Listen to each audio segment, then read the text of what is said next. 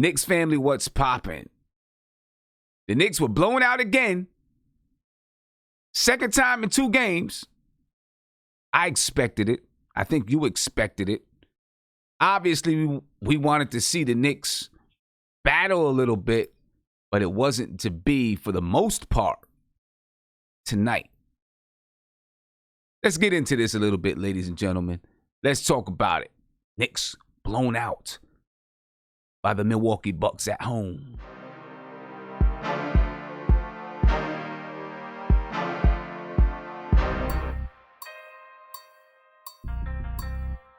That's the G. And yes, ladies and gentlemen, the Knicks played the Milwaukee Bucks at home. They're trying to exact or get back a little bit of what happened the last time they were broken by 40. As you see DiVincenzo knock down the 3. I used to like that kid right there. Coming out of Villanova, man, I was high on him. I like that kid. I don't know if they got a steal, but they got something with him. Ilyasova, he knocks down the 3. As the Bucks come out on fire, ladies and gentlemen, it's 11-2, and the Knicks couldn't do anything to guard that 3-point line. As Julius Randle hits the little floater in the lane, and here you go. Again, Lopez for 3. Taj Gibson late on the closeout. Wouldn't be the first time you see. It's not going to be the first time you see Lopez knock down a 3. Ilyasova, back to Lopez, knocks down another 3.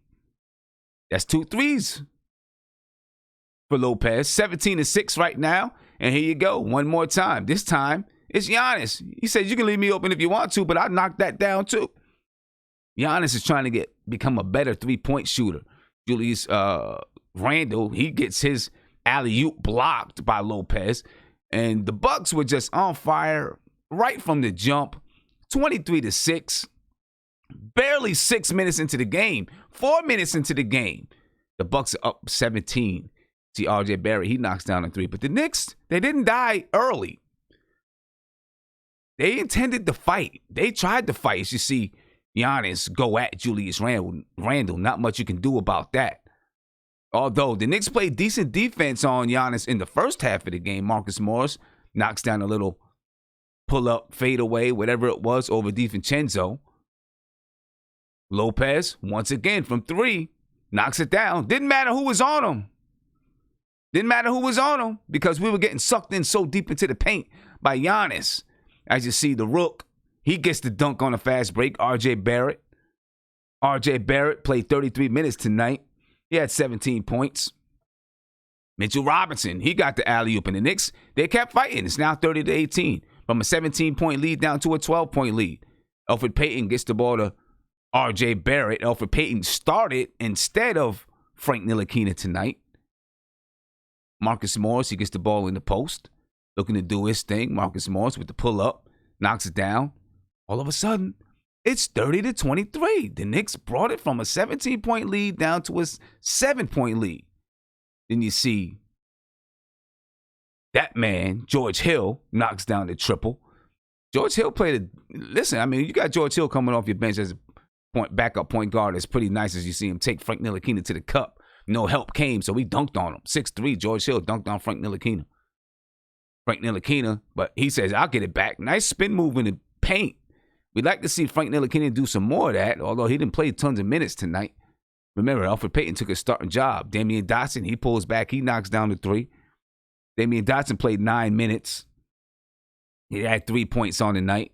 Again, Lopez from 3. He knocks it down. Brook Lopez tonight had 14 points.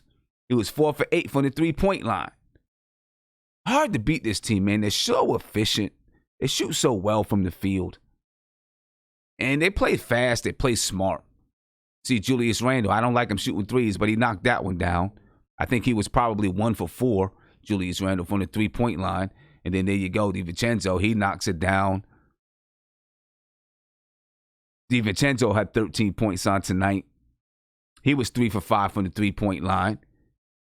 You see, I think that was RJ Barrett knocked down a little mid-range. And it's 50-38, ladies and gentlemen. The Knicks they're sticking in there. They're fighting. They're trying. But every time they fought and fought, the Milwaukee Bucks had an answer. This time, Julius Randle passes up the three, gives it to Bobby Portis, who knocks down the three. Bobby Portis had 7 points on the night. 7 points and 9 rebounds for Bobby Portis. And then you see Chris Middleton with the little fadeaway over Dennis Smith Jr. There's not much Dennis Smith Jr. is going to be able to do about that. 55-43, the Bucks are up. It's a 12-point game. You see Giannis go to the cup. He lays it in. Giannis had a triple-double tonight. Giannis had 22 points, 10 assists, and 11 rebounds. Marcus Morris, screen from Julius Randle, doesn't take the screen. Fights his way inside, fades away, knocks it in. Marcus Morris had 11 points, 1 assist, and 4 rebounds tonight. I didn't really like the way Marcus Morris played tonight. I didn't like the way he played tonight. You see Mitchell Robinson off the shovel pass from Marcus Morris, dunks it home. And you see Marcus Morris to the cup, puts it in, gets bumped, didn't get the foul. I guess he went straight up. It's 60-52. The Knicks stay fighting. But these guys can score so quick and in bunches. 61-52 as the Bucks get fouled and knock down 1 free throw. But Giannis finds George Hill for the dunk. Why is George Hill dunking on us? I don't know. 63-52. Then you see Giannis get a dunk. 65-52. But the Knicks still there. 65-54. And this right here, I think Giannis should have been called for a travel. They did not call a travel. George Hill knocks down the 3 to make it 65-54 at half. Third quarter, Taj kind of gets blocked. Those guys are long down there. You know, Giannis, Lopez. As you see Giannis, he lays it in off the glass to make it 72-56. And then Chris Middleton knocks down the 3 to make it 75-56. And all of a sudden, it is a 19-point lead. That was the biggest lead of the night at that point, because the Knicks kept fighting back, but they couldn't fight back anymore. DiVincenzo knocks down an open 3, 78-56. And these threes were open all night long, ladies and gentlemen, and mainly because Giannis is so adept at going to the basket and scoring that the Knicks were playing deep into the paint trying to stop that man. But he says, okay, he comes down, he pulls up a 3. Julius Randle let him free for the 3, and he knocks it down. Giannis was 2 for 4 from the 3-point line tonight. Marcus Morris finds R.J. Barrett. R.J. Barrett turns it over to DiVincenzo. He's going to take it in for the dunk. And now the game is getting out of hand. It's 85-61. See Brook Lopez, nice little move over Mitchell Robinson to make it 87-61. Now it's 91-64. Bobby Portis, he finds Damian Dotson, who finds Kevin Knox for the 3. We'd like to see some more basketball like that out of the Knicks on the offensive side of the floor. 91-67. The game is pretty much a blowout at this point. It was a blowout early, but it's really a blowout now. You see the Bucks come down. Brown gets the dunk. 94-67. Now it's 97-70. I think the Bucks' biggest lead was 29 points as Julius Randle knocks down a little mid-range jump shot. Julius Randle had 20 points, 8 rebounds. He was 9 for 17 from the field. Kevin Knox, he gets the ball, takes it in, little floater. Kevin Knox floats it in. Kevin Knox, on the night, Kevin Knox had 19 points on the night, 7 for 12 from the field. Not bad, but a lot of it is obviously in garbage time.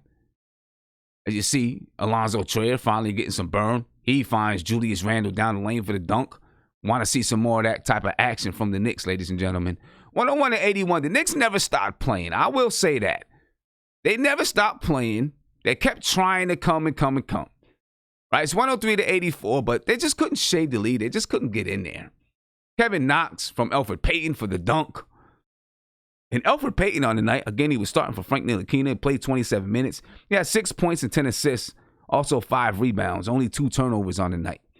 And Elfrid Payton did a good job. He does a good job managing these guys out there on the floor, putting people in positions, instructing, giving instructions, facilitating, and doing those type of things as you see Trier knock down a little fadeaway jump shot. Elfrid Payton does a good job doing those things, ladies and gentlemen. I like, you've seen the one play where Julius Randle was posting up. R.J. Barrett wanted the ball. Elfrid Payton moved him out the way.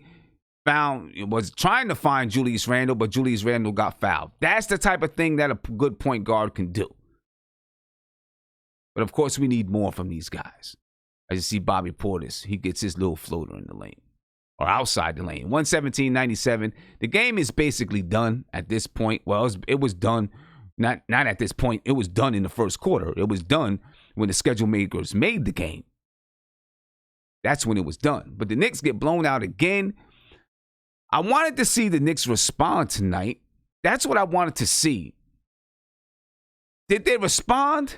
I'm up in the air. I'm wishy-washy on whether or not they responded because, they started the game with allowing the Bucks to knock down threes, right? And the Bucks were hot. I mean, these guys from the three-point line, man, ridiculous. They were 18 for 43. They took 43 three-point shots. They were 13 for 27 at the half. These guys are just tough to stop. They shot 48% from the field overall, 41.9% from three. I thought they were going to shoot 53s tonight. They ended up shooting 43 three-point shots tonight. They're tough, man. They are tough. Tough team to beat. I know we got Nate here in the chat, and Nate was advocating the last show for the Knicks to make some changes in the starting lineup. Well, we made a change with Elfrid Payton, and I think it paid some. It didn't lead to a win, but it paid some dividends, right? He had 9 assists tonight, 10 assists tonight. Now, it's hard because you're playing the Milwaukee Bucks. So any changes that you would have made to the starting lineup, I'm not sure you would have seen the fruits of that change because you're playing the Milwaukee Bucks. So it's hard to see, We'll have to wait until, I'm pretty sure this change is going to stick. As a matter of fact, Frank Ntilikina played the least amount of minutes he's played in a while. He played 9 minutes and 33 seconds tonight. He had 4 points, 2 assists, 3 rebounds. Didn't play much. All right, as a matter of fact, Dennis Smith Jr. played 11 minutes tonight. All right, a few more minutes than Frank. So we'll keep watching that and see where that goes. We'll see where that goes. But he made a change. And then I was looking on Twitter, and some people were like, oh, yeah, you keep Taj Gibson in the game and not put in Mitchell Robinson, and there you go. Lopez knocks down 2 threes. Well, when Mitchell Robinson got in the game, Lopez knocked down 2 threes as well. It didn't have to do with Taj Gibson. It had to do with the Bucks. That's what that had to do with. Let's take a look at the box scores of this game. All right, I'm going to throw it up here on the screen for you guys so you can get a look at the box scores, and, we'll talk about percentages and all that good stuff. You know how we do. That's how we're going to do it. Bring this on over here. Get a look at the official scorebook for you guys. Giannis Antetokounmpo, like I said, he had 22 points, 10 assists, 11 rebounds on the night. He had a triple-double, and he had a triple-double in 26 minutes. When you're a team like the Milwaukee Bucks, man, you talk about load management. That's the going word, the popular word nowadays. Well, Giannis doesn't have to worry about load management because when the Bucks are blowing everybody out, he's going to get rest anyway. He only had to play 26 minutes tonight. Still had 22. Still had a triple-double. Ersan Ilyasova, he had 10 points, 4 rebounds. Brook Lopez had 14 points. He was 4 for 8 from the three-point line. DiVincenzo had 13 points. Chris Middleton had 23 points.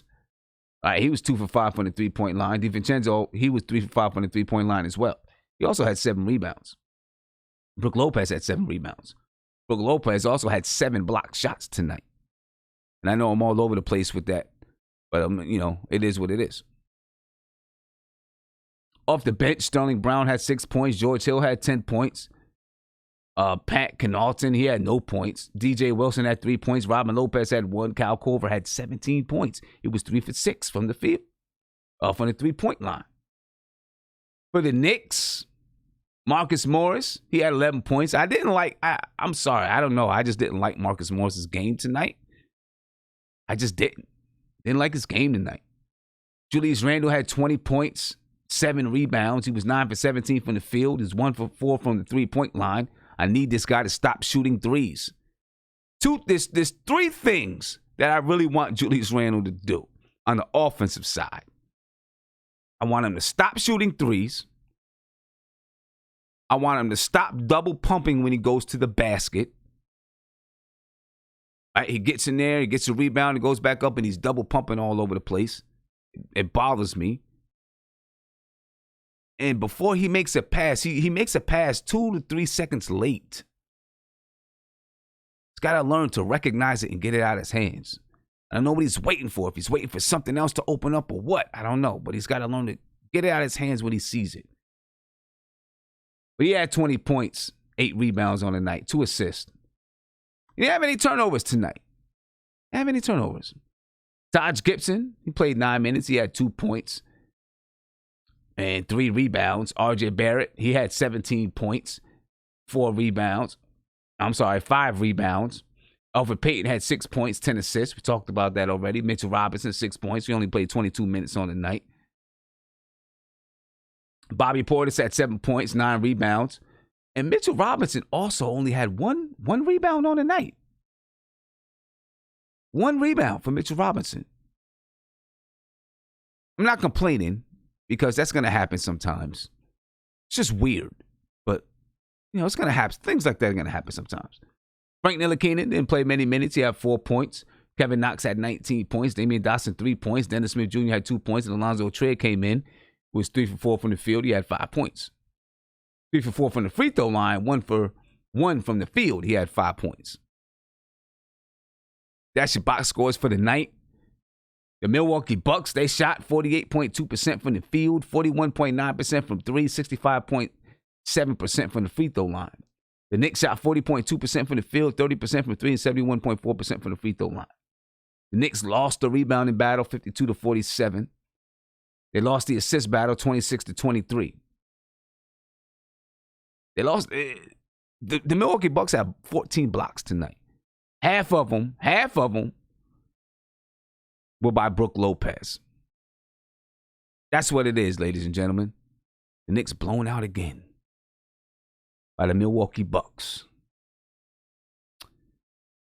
So I want to find out. I just want to talk to you guys, man. I'm gonna give you. I want to hear from you guys. I want you guys to let it out. I hear a lot of people. A lot of people's like, "Oh, I'm so sick and tired," and blah blah blah blah. I get it.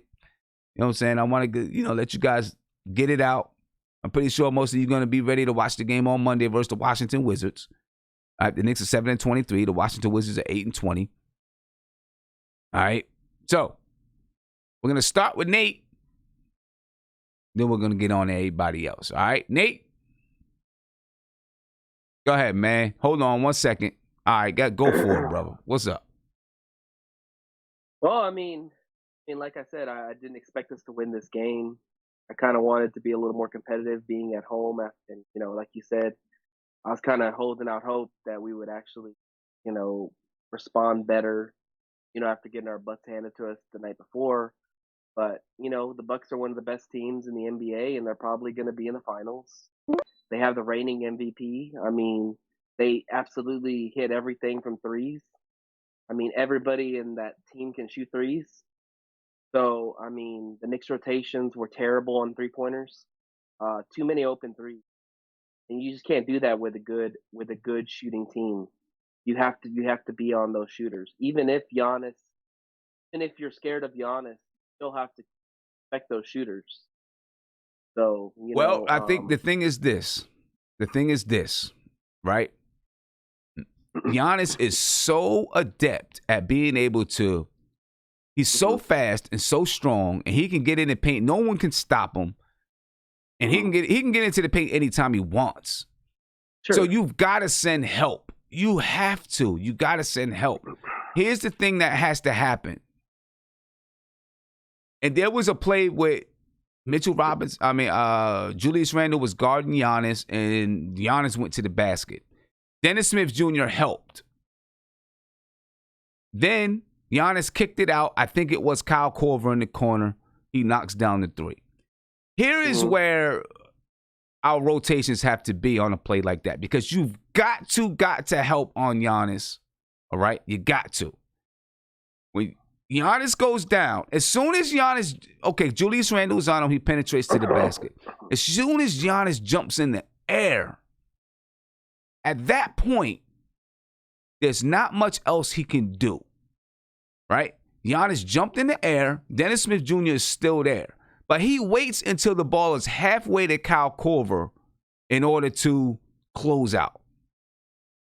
So what you got to do in that situation, as soon as Giannis gets in the air, you helped out. If I'm Dennis Smith Jr., I helped out. As soon as Giannis gets in the air and jumps, there's nothing else I can do at that point if I'm Dennis Smith Jr. Now I'm automatically running back out to Kyle Korver. As soon as Giannis jumps in the air, I'm running back out to Kyle Korver.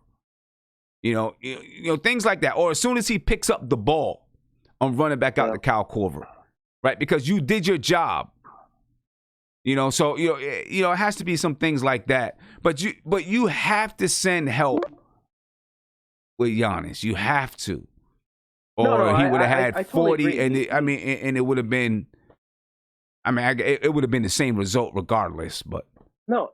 I totally agree. I mean, if you want to stop a guy like that, you have to put as many bodies as you can in front of him and clog that middle. I mean, if you watched last year, that's how the Toronto Raptors got to the finals, is because they clogged the middle with big bodies and they made Giannis shoot over those big bodies.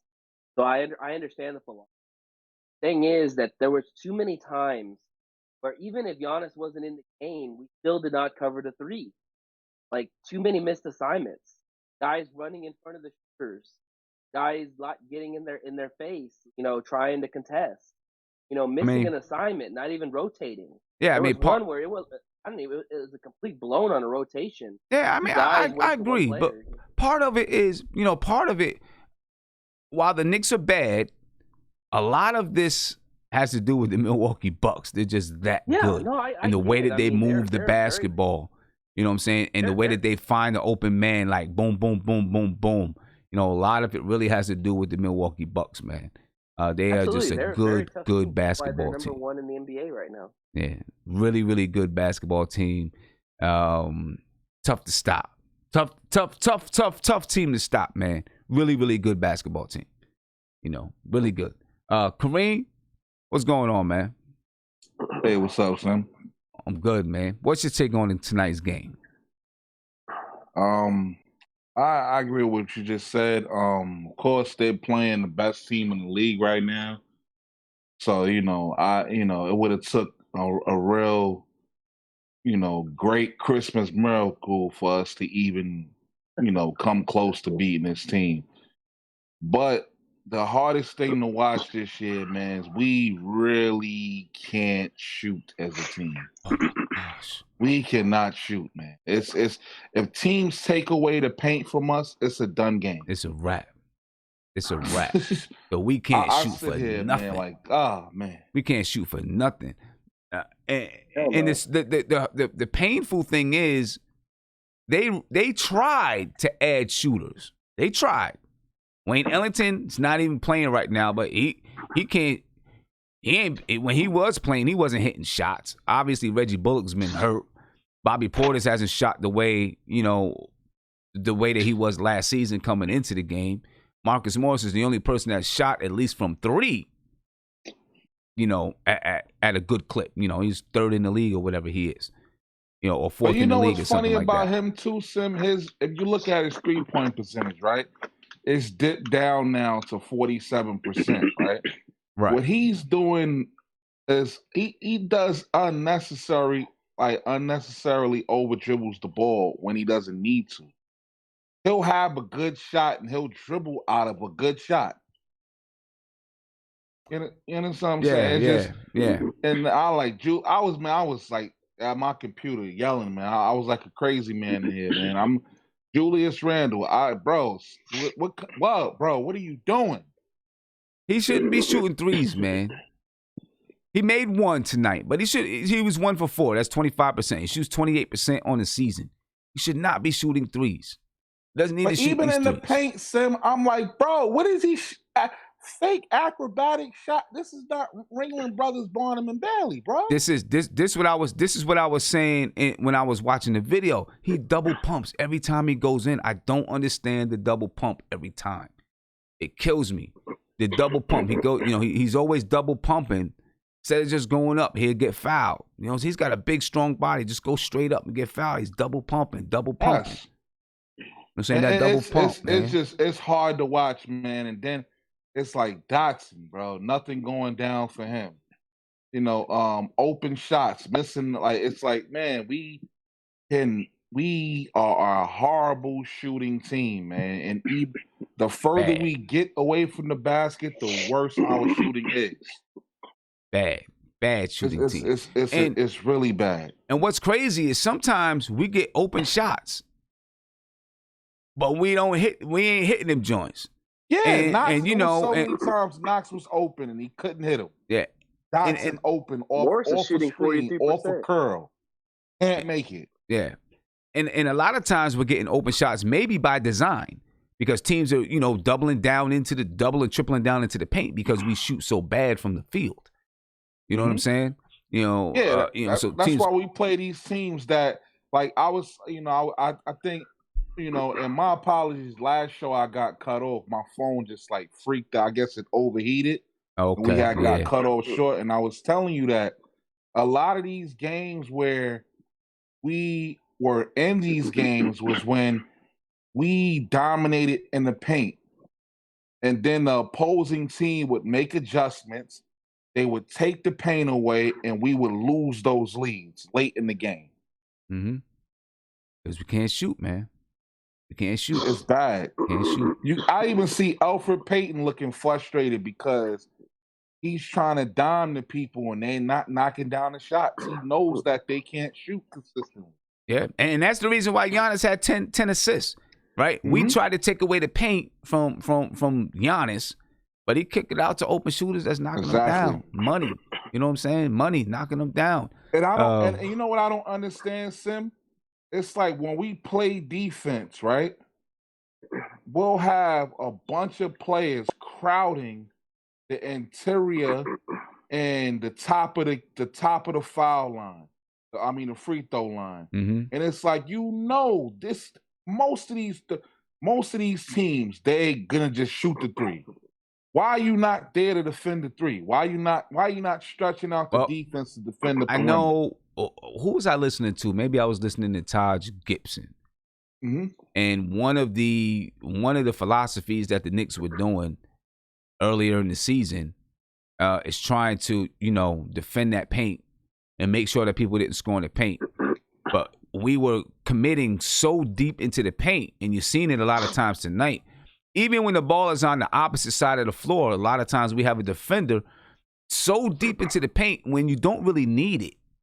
And then the ball either gets swung or it's skipped. And then we're too late getting out to recover.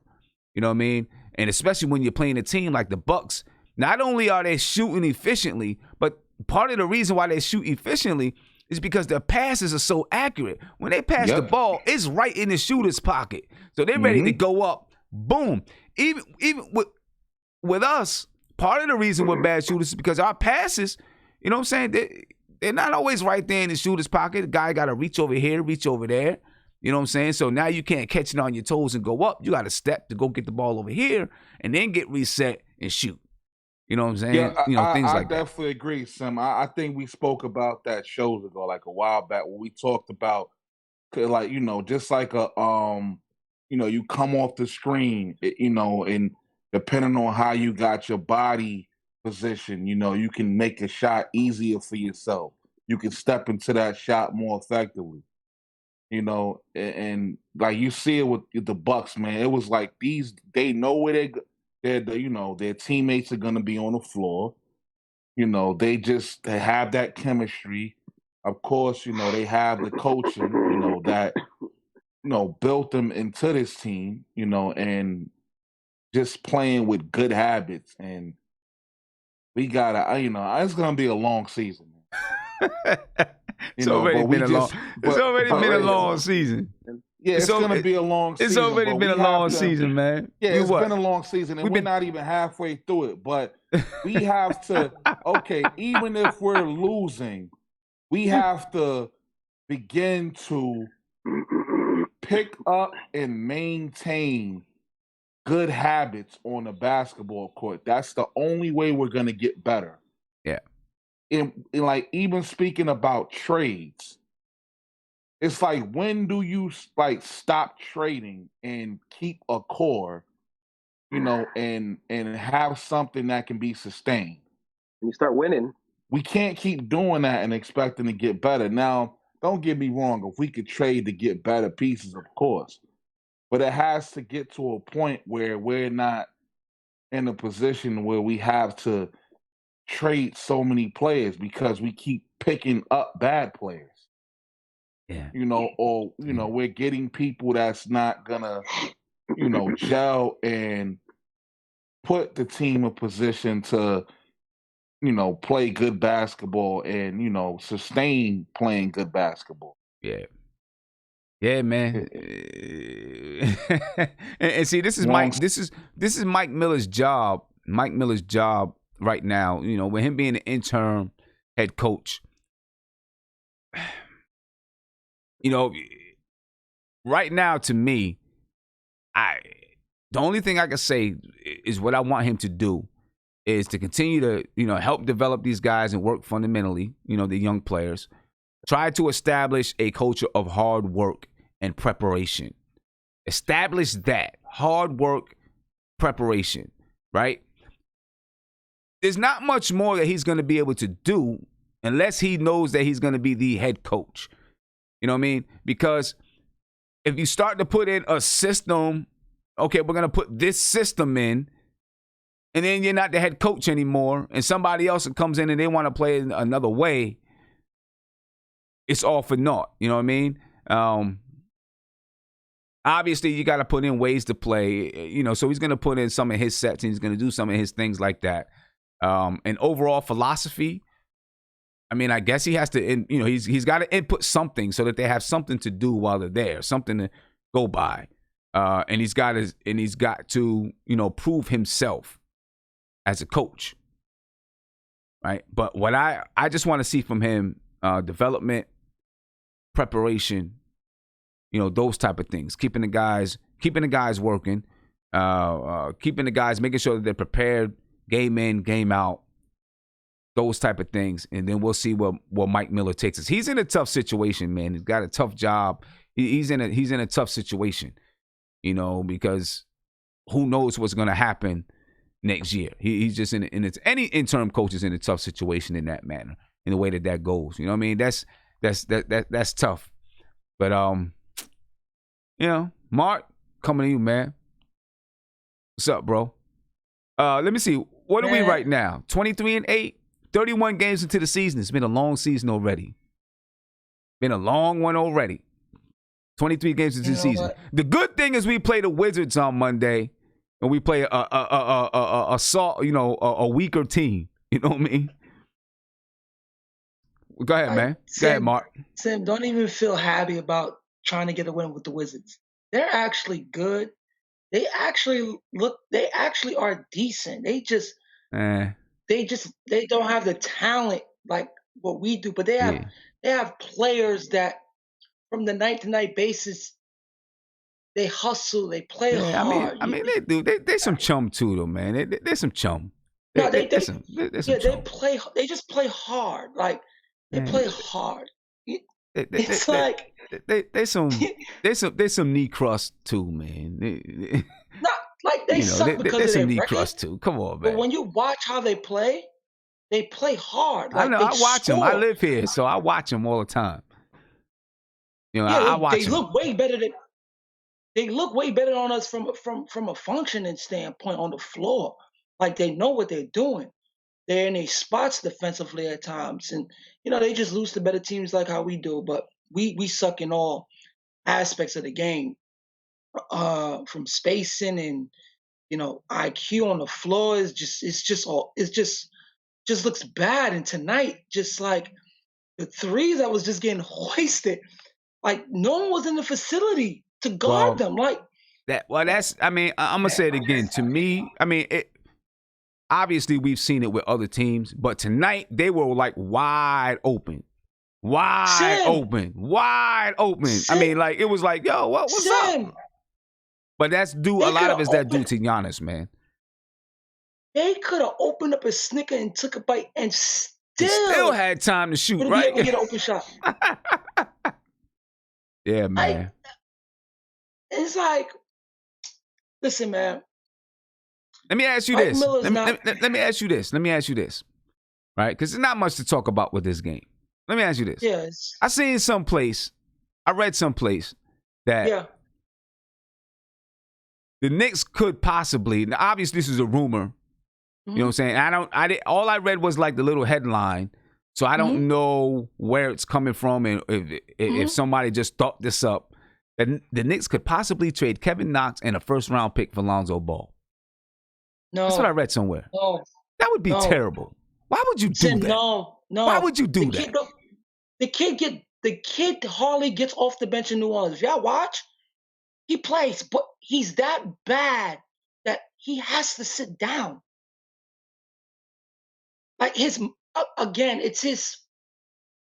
aggression that Knox has a problem with, and it's the same thing with Lonzo. Everybody think Lonzo has no, bro, no. And why am I giving up a first-round pick for him?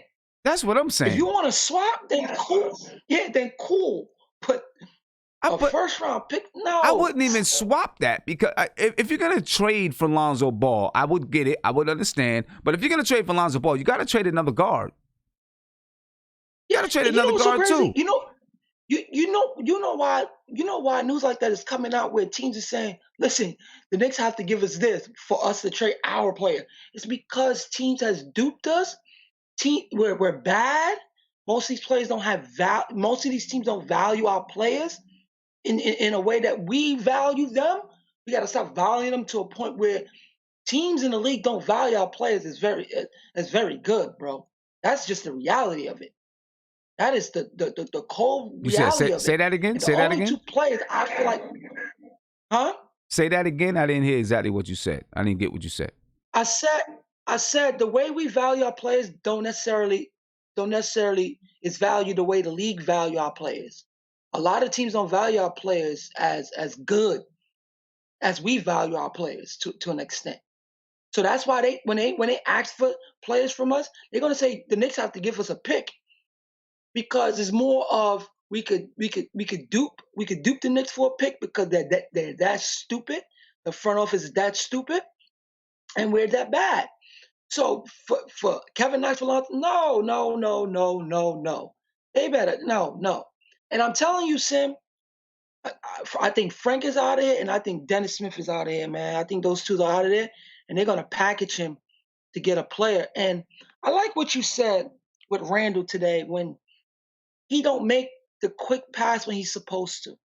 I don't know if you've seen it, but it was a play where he was coming down on a fast break, and he had his hand, and RJ was running baseline, and RJ was clapping. And I'm like, Julius, advance the ball. So when he's on the run, he could put pressure to attack the basket. He makes these late passes where it affects our offense very, very late. Sometimes sometimes 2 to 3 seconds late. Like, for example, there was another time when Damian Dotson was at the top of the key. Julius Randle had the ball like in the mid-range area, and he was holding it, right? Maybe took a couple jab steps. He seen Damian Dotson. Damian Dotson was right there, right? Now he waited. Now when he gave it to him, he was still open. But you got to get it to him at a point when they're in rhythm so that they can catch it and launch, right? And is it all due to Julius Randle? I don't know, but Damian Dotson clanked it off the side of the backboard. A lot of it had to do because he was waiting for so long. You got to catch that person when they're in rhythm.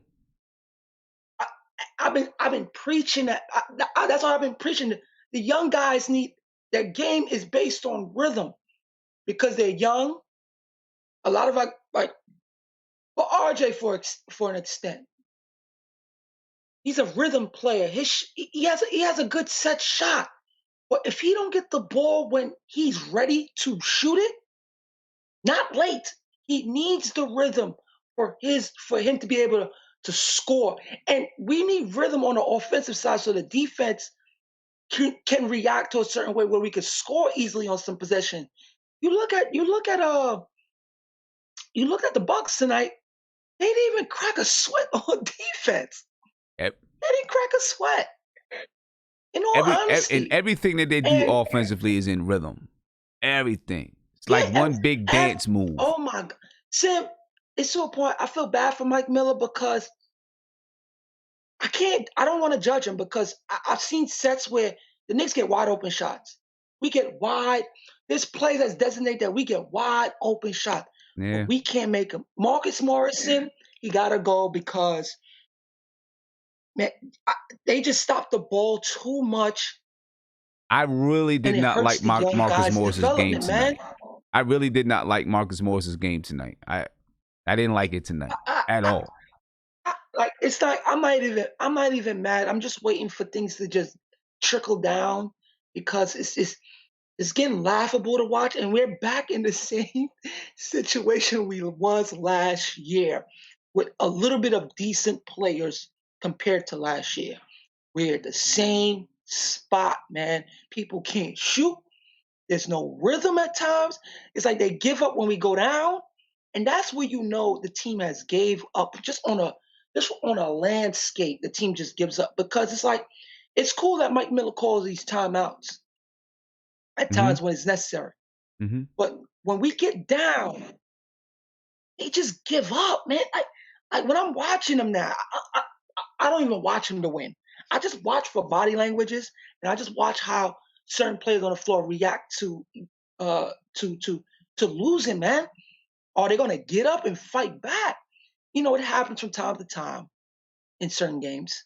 But it baffles me. Why can't we have that same intensity that we had for those Dallas games, man? That's how you know it's there, Sim. That's how you know it's there. That type of play is there. Because if they woke up for those two games at Dallas and Dallas coming to New York, why is it that they don't wake up for my problem is why you don't wake up for teams like this? The one thing I say about a team, the one I would have really liked for them to come up like that against Miami, right? The one thing I say about a team like this, is that they're so good. I mean, we seen plays when the Knicks were trying to fight in that first half, and they got it down to a 7-point lead, 8-point lead, 7 and 8-point lead, right? And then they would come back and they would play very, very good defense. And they still smack a three or hit a shot. And it's like, come on, man. We just played great. You know, a team like this can really demoralize you. I'm not, you know, I've been there before. A team like this can really demoralize you, man. It's so crazy. I want them to move back the 3-point line from the corners because I don't know. In the Knicks arena, all threes on the opposite side just dropped. Everything just drops for the opposite team, man.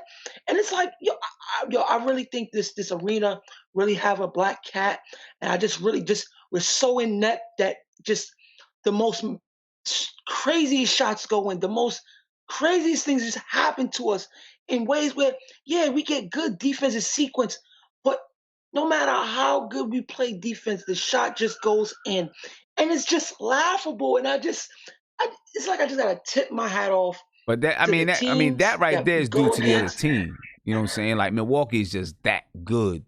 Where, Sim, let me tell you something, man. Listen, man, it's to a point, Sim. I want the team to run through Barrett because we need to identify that one player for us, or the other players to react to that one player. So I want Mike Miller to do is to remove the offense away from those two guys, from Morris and Randall, because they don't play in a team aspect when you look sometimes. They don't play in a team aspect. When I heard R.J. Barrett said in that game that we won prior to the Miami game, he was right. When we pass the ball and the ball moves, because remember, he's coming from Duke. So he's learned how to play basketball in the right way. in the right way. And there's times where I think it should go through him because, again, he has the attitude. Because when I watch him, Sim, he's copping for the ball too much.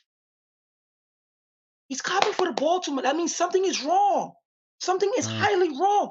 And then when you watch his body language, he just goes to the side and to the corner when he don't get the ball when he's trying to get the ball to move. But the ball ain't moving from these vets' hand as fast as possible. That's why these teams are able to just play one-on-one defense. Teams don't even double team us. They just go one-on-one. They oppose their will on us. So it's easier for them to play defense, but the ball don't move as swiftly as it should. And when I watch RJ body language, it is not good for him because he's going to be in and out the game, and you want him to be in the game as much as possible, no matter if we're losing.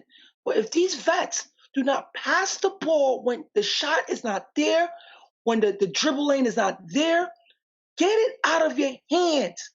I have a big problem with that because it's RJ is who we have to worry about more like than these two vets over here. Because Sim, we have 3 years to get this right because these young guys are realizing, listen, if they ain't helping me develop, they are out of here.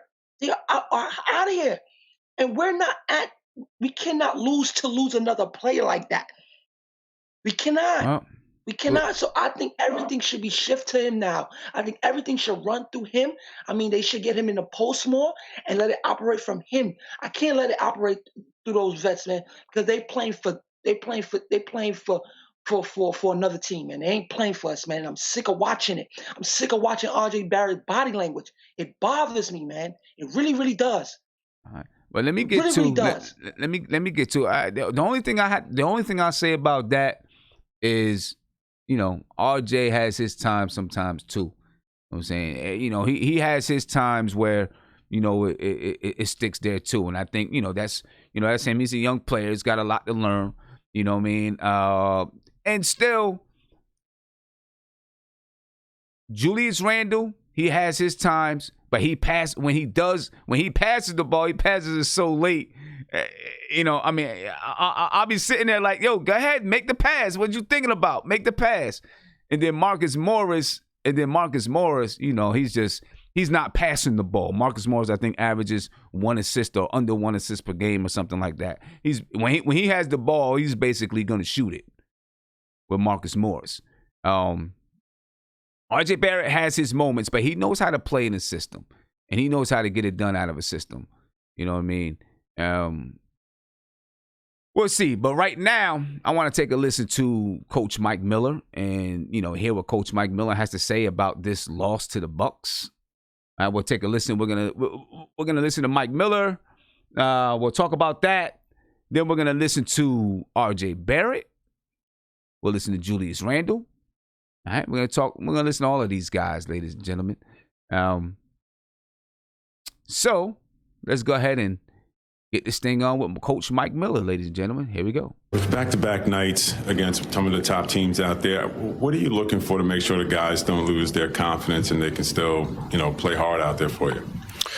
Well, to try to keep things, as consistent as possible with what we want to do every day, and that's we bring the same energy and effort every day. Maybe we have to go deeper into our bench. Maybe we have to shorten the rotation times that they play. Whatever it is, you have to adjust. Everybody has these games, and those were 2 really good teams that we played tonight. We were very anxious, excited to go into this 2-game stretch just to see where we were at, what we need to do, have a chance to compete and take that challenge. And we saw, 2 very good teams in the last 2 nights with Miami and Milwaukee. There's a reason they're where they're at in the standings.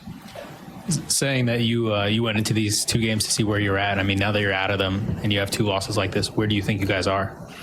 Well, we'll go back. We'll look at the video again and see, what we did well. We looked at last night's game and saw some things that were positive and things that we liked that we can build on. And we'll go back and we'll look at this one too. I think early we look at this game right away and you say we had a game plan going in. This is the number one paint team in the NBA. They average almost 54 points a game in the paint, which is a high number. They had 16 at the half. So our game plan, we had to take something away. You can't take everything away from them. So we tried to take the paint, and they hit, their first 6 threes of the game. So it gave them a little bit of a cushion, but we kept coming back. I think we had it 8, 9, a couple different times, and then it would go back to 12, and we had to work it back down. They hit a big shot at the end of the half that stretched it back into double figures again. But so that's what I would look at. We had a game plan. We stuck with it, even though they made the 6 shots. We didn't, waver in that. We tried to stay with it. We tried to go back at them. They're the number one offensive team, number one defensive team in the NBA, and you saw why. So I like that we stuck with the plan. I like, some of the things that we were able to do. We just, we didn't make enough shots early to really challenge those things and put more pressure on them. Coach, I guess you partly answered the question. I know you want to get off to a faster start, but what are some of the things you're seeing, last night and tonight that kind of stagnated or slowed your starts? Well, I think they were different. I thought tonight we were really focused on trying to do some things. I think we missed some shots that we usually make. We got some of the same shots, which is a good thing. We were executing. Guys know where their shots come, and they didn't go down. So it's difficult. When you see the other team, they start making shots, and we stayed within ourselves and we kept working through it and just couldn't get close enough, as I said, past that 8 point whatever, I think it was 8 maybe, where we cut it after we got down, that we kept getting it back to 8, and we were on the verge. We needed one more stop and a score to take that next step.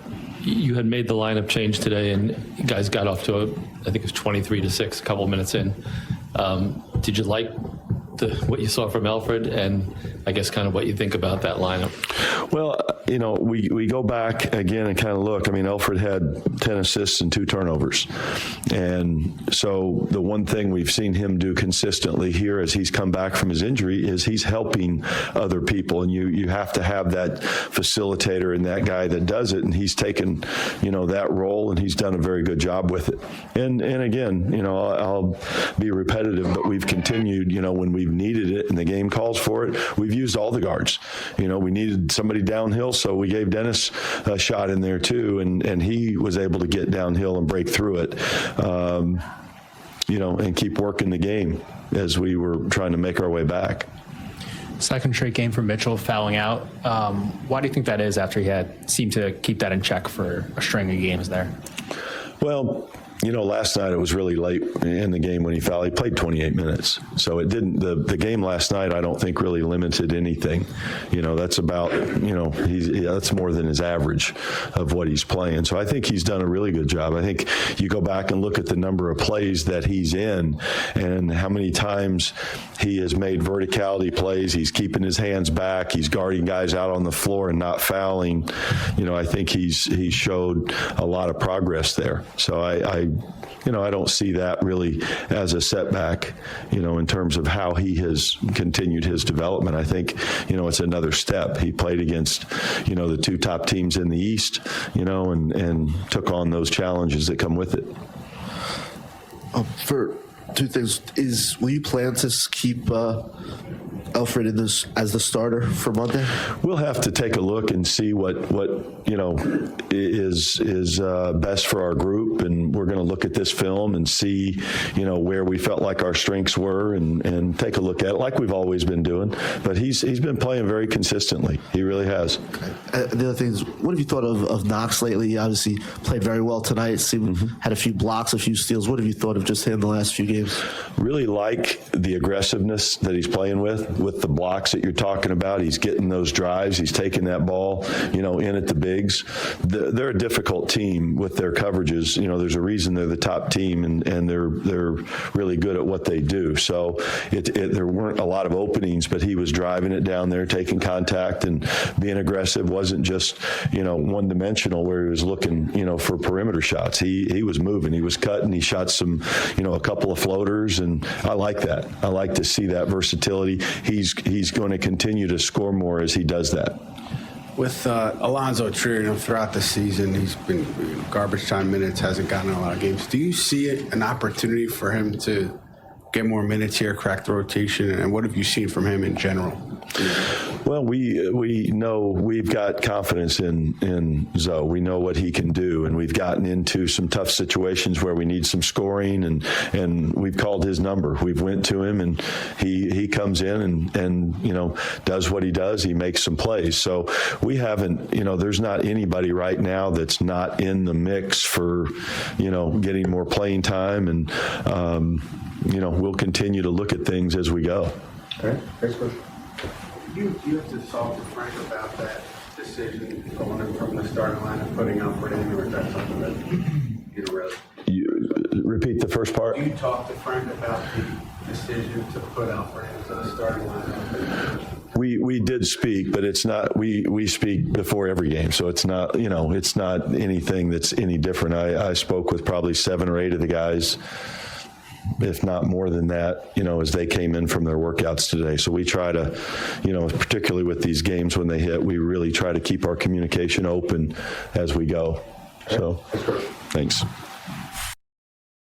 All right, ladies and gentlemen. So let's talk about that Frank Ntilikina, as that was the last thing that was asked. So let's talk about that a little bit. Frank Ntilikina didn't start tonight. And, you hear the reasons why. Mike Miller, he likes the way that Elfrid Payton is able to kind of be that commander on the floor, be the leader, be the commander, get guys in position, those sort of things. Do you think, and then you've seen tonight, Frank Ntilikina only played 9 minutes. Do you think that Frank Ntilikina is moving his way back down to being in the doghouse? Or just straight up just losing his minutes? Or is this, a one-time thing for tonight? I want to know what you think about that, when it comes to Frank Ntilikina. And people think that Frank Ntilikina may be traded by the trade deadline. There's people that think that. You heard Mark say he thinks that Frank Ntilikina and Dennis Smith Jr. will both be gone. He's not the only person. A lot of people think he might be gone. Is this going to hurt his trade value or what? I don't think it will. If there's going to be trade value, if there's whatever his trade value is, and if they're looking to trade him, I don't think it'll hurt because teams know whoever is trading for Frank Ntilikina, they know what they're going to get. A team that is trading for Frank Ntilikina, I think that they have a plan for how to use him. If he is the main guy in that trade, I believe that team will have a plan on how to use him. An idea. And of course, the team that gets in, with the Knicks, there's a different kind of pressure because they drafted him 8th. With another team, it's not going to be the same kind of pressure. The expectations will be different. So they can trade for him saying, okay, we know what this kid can do, at least right now. And maybe there's a potential for him to get better later, but we know what he does now, and this is where he fits with us. I want to know what you think about that, though. All right. Let me see. I'm going to come to Isaiah, and then I'll get to a couple of phone calls. And Mark is going off. I don't know what Mark's going off. He's going off about something. But, Mark is always going off about something. But Isaiah, hold on 1 second. Go ahead, man. Talk to me, man. Frank Ntilikina taking out of the starting lineup for Elfrid Payton. I don't have a problem with it. I don't have a problem with it at all. I like the way that Elfrid Payton's been playing. I do like some of the things that he does. He can give us more offensively. He's still not a three-point shooter. You seen him pass up on a three-point shot tonight that was wide open. But he's a little bit. He's just more experienced than Frank Ntilikina in the league.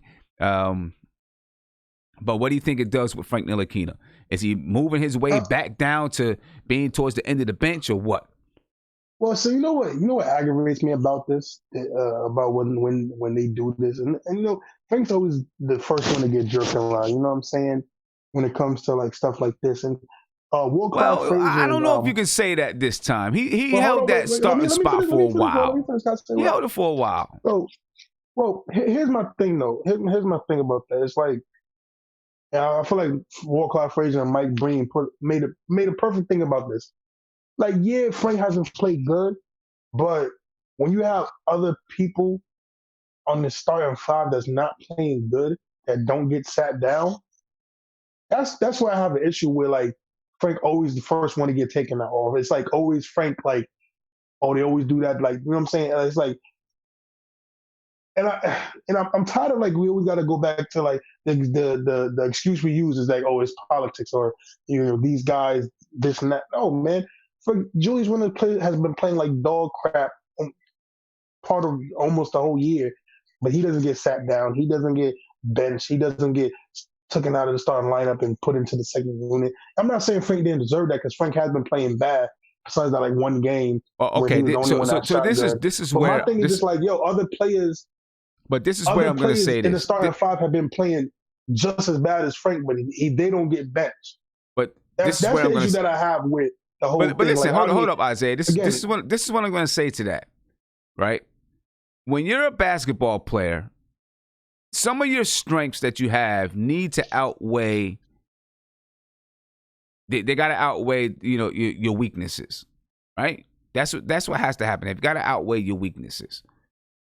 And with Julius Randle, his main weakness, he's not that great of a defender. He's gotten better in recent games. He's played better. But listen, he's played better, especially when they stop switching. And he's got some, deficiencies on the offensive side of the ball. He can't shoot the three. But his production, the 17, 18 points a game that he averages and 8-9 rebounds per game. Okay? Marcus Morris, he has his issues with, the ball sticking and those type of things. He averages 18 points. He's shooting 47% from three. Now he's probably shooting less than that. Okay? RJ Barrett, he's had his times where he hasn't played well, but he's a decent enough defender. And he has his times where he can get you 27 points. Well, I think that's maybe his season high, his career high, 27. But he has his time. He's averaging 13, 14 points a game. Frank Ntilikina, yes, he is a very good, an excellent defender. But for this team, his defense hasn't been a game changer to the point where you say it's going to outweigh what he does not do offensively. But hold on, Sim. Though. So especially when you still can use him, you can snatch Elfrid Payton at any minute and put him in if you need him defensively that bad. And Elfrid Payton is a very good defender too. But Sim, again, you're saying all that, but why is it just Frank? My thing is this though, Sim. How many times this year have we been blown out? The starting five been blown out, but Frank is the only one that's been taken out. So I understand. I hear what you're saying about that, but to me, that's still flawed. Of saying that, RJ can get you 27. Yeah, Julius Randle could do whatever. Okay. Yeah, Marcus Morris shoots. So let me ask you this. Let me ask you this. They still get the star five still get blown out. Let me ask you this. Let me ask you this question. Because Frank just can't score. Let me ask you this. Plenty of people that can't. Isaiah, listen. Isaiah, they keep him in the starting five. Isaiah, listen. Try to keep the comments like, get to it quick. All right. If you take Julius Randle out, who you putting in? Bro, you can put in Julius Randle. You can shift everybody down. Just answer my question. Who you putting in that's going to change? Down. Who are you putting in that's going to change the outcome? You can put Kevin Knox at the 4. You could put Ty Gibson. You could put Bobby Portis. Right. But my thing is it's just not Frank. It's just other people are playing. I get like that. Crap. Just answer my question. If you take out Marcus Morris, who are you putting in that's going to change anything? We're not talking about Marcus. Marcus Morris is not the problem. Julius Randle's more of a problem than Marcus Morris. You said other people. Listen, you said other people. You didn't say Julius Randle. You said other people. So I'm asking you the question. Well, you don't because Marcus Morris has his issues too. You don't take out the shooter, the only one that's shooting good. I'm asking you a question. I'm asking you a question, and you're not answering. I'm asking you a question. Keep the camera on your face too, man. I'm asking you a question. Who are you putting in? That's what I'm asking you. That's going to make a difference. Because the reason that Elfrid Payton is in there is because he hopes that he can make a difference in the way that he manages the game. That is the purpose. So if you gotta if you're gonna take somebody out, make sure that you're putting someone in that you think is going to make a change. He took Frank Ntilikina out because he thinks Elfrid Payton is going to make a change. He's going to help. He's going to help the facilitation of the offense. That is what his hope is. Does it work or not? We don't know. You can't judge it by tonight because they played the Bucks. So you can't judge it by what happened tonight, right? But that is the purpose. So if you say, okay, I'm going to take Julius Randle out and I'm going to put Kevin Knox in, is that going to solve it? Is he going to change something defensively, Kevin Knox? No, of course he's not going to play that defensively, but that's what I'm saying. So what I'm saying is, let's not just make it like poor Frank Ntilikina. That's what I'm saying. I don't want to. We got to make it poor Frank Ntilikina. Frank hasn't been playing good, and I'm a big Frank Ntilikina fan. But what I was trying to get at was just to say, yes, Frank wasn't playing good. I'm 100%, and you know how much I love Frank. That's cool and all. If he's not playing good, then of course take him out, put Elfrid Payton. If Elfrid Payton is better, but I'm just saying. Why is it's always been funny to me how Frank is the only one that always gets taken out of the starting lineups. I mean, you noticed that before, that he's the only one that gets taken out of the starting lineups for other players. But when other players do the same thing or don't play defense, they don't get taken out. That's all I'm saying is just that's part of accountability. To me, that's a part of accountability when it comes to players. I'm just saying, everybody else, people don't play good and they can get replaced. That's all I'm saying. I'm just saying that, there is no defense for Frank Ntilikina right now, in my opinion. Mike Miller, in my opinion, he's not coming in. I don't think he's coming in with any agendas. I want to make sure this guy gets this guy gets that. We don't know what kind of coach he's going to be in the NBA. I can say this. I think that Mike Miller, if he does get fired from the Knicks, he'll find another coaching job in the NBA, a head coaching job. I think there'll be some teams that believe in him. Right now, I'm gonna try to trust what he's doing. Until I see some things and I'm just like, all right, this just ain't working. I'm trying to look and see and trust what he's doing. Look, Frank Ntilikina's got to earn. He's got to earn it too, regardless of anybody else. And what happens with other players, he's got to earn it too. And I like Frank. I want Frank to be successful, but he's got to get it done. He's got to do it. I don't know. So my question to you, though, was from the beginning of all this, do you think this is going to continue to push him down the bench or not? You went into a soliloquy. I still don't know if you looked up the word to find out what a soliloquy is, but you went into a soliloquy for Frank Ntilikina instead of just answering the question. I mean, personally, I don't think it's really going to kill his confidence or make him push him down more to the bench because, I mean, if Frank's playing bad, Dennis Smith Jr. is playing 1,000 times worse, and I think it's just going to be a solid two-man rotation of Elfrid and Frank personally. So I don't think it's going to really kill his confidence as much as it used to because, I mean, I felt like back then when he used to get taken out for Dennis Smith Jr., I felt like he thought he was a better point guard than Dennis Smith Jr. But this is more like Elfrid Payton. Like you clearly can see the difference between the two. So, but one's 25 and one's 21. But, you see the difference. So I think what Mike Miller's going to do is have a solid rotation with those two. So I don't think it's going to really kill Frank's confidence because I do like him in the second unit playing with Mitchell Robinson. I think that's going to be a lot better for Frank to get somebody like, have another defensive big out there for him because he plays better with defensive bigs. So I think it could be a positive thing for Frank, and I think he should keep his head up. And this it won't be as bad as it used to be because I feel like there's no agenda with this one. What? Okay. All right. Nate, coming to you 1 second. Go ahead, man. Yeah, just real quick to say about the whole Ntilikina thing. I think the reason why he is such the lightning rod is because he's playing the point guard position. Mm-hmm. It's like in football. If the quarterback is struggling, it doesn't matter how bad the offensive line is. It doesn't matter if the receivers can't catch. It doesn't matter if the running backs can't run. The quarterback's always going to get the most blame because they're usually the ones that make the most money. But in the case of the NBA, the point guard is one of the most important positions thing. And like you said, right now, Elfrid Payton is running the offense like he should, or like it should be ran. Getting the ball to other players, playing good defense, running the offense. Yes. Frank isn't doing that right now. And the fact is that he's not making points. He's not scoring either. So, Mike Miller kind of has no choice right now. But as far as him getting demoted, listen, if Dennis Smith gets more minutes than Frank does, then you might as well just trade him. Because you cannot justify me that Dennis Smith deserves to be on the court more than Frank does when Dennis Smith's defense is terrible. And at least Frank can bring it on the defensive end. He might not be able to score, but at least he can guard his man. I haven't seen that from Dennis Smith. So if Mike Miller is preaching defense and preaching all this, I would expect that Frank probably will be backing up Elfrid Payton, just like it was before where he was starting and Elfrid was behind him. I don't see him falling past Dennis Smith. If he does, then he just needs to be traded. Get him somewhere else.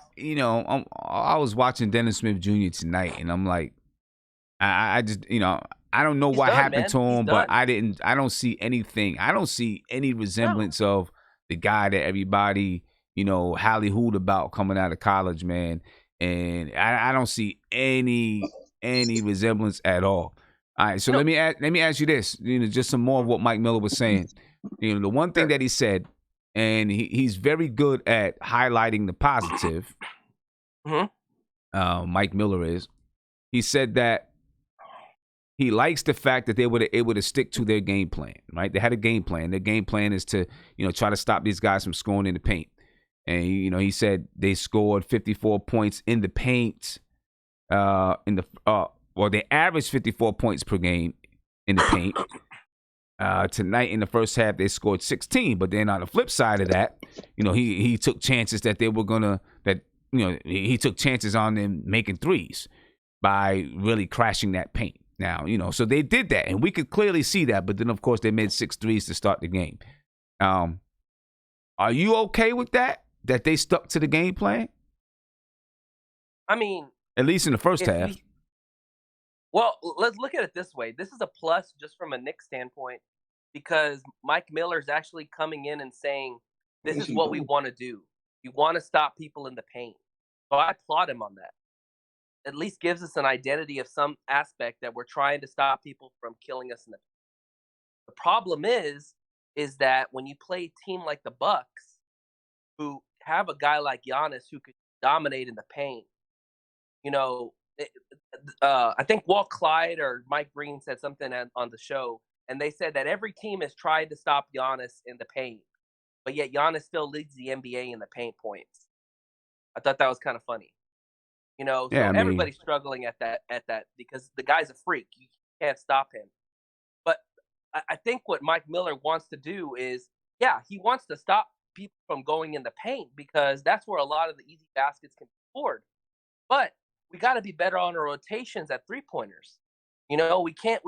I mean, if you're going to give up a couple of threes wide open, fine, it happens. We'll miss rotations all the time. But the Knicks continuously give up wide open threes every game. Like, I wish we could just look at a chart and look at how many of the threes that were contested that were made, that weren't contested that were made. And just see that from game by game. And just see how bad we don't get out in these shoots. Because if you're going to commit that many people to the paint, you got to be smart and see ball and man. You got to see both. Well, you do. And you got to be able to make those rotations. I think what they tried to do is play the percentages. That's what I think they try to do is play the percentages, and it definitely came back. Milwaukee's a good shooting team. I don't know what percentages he's looking at. Well. This is what I'm saying. Listen. This is what I'm saying. Obviously, they're a good shooting team, right? But coming into the game, the Milwaukee Bucks. 3-point shooting. Huh? They take about 39 threes a game. Right. They take like 39 threes a game. They were shooting 36% from three coming into the night. Okay. Wow. All right. That's their average, 36%.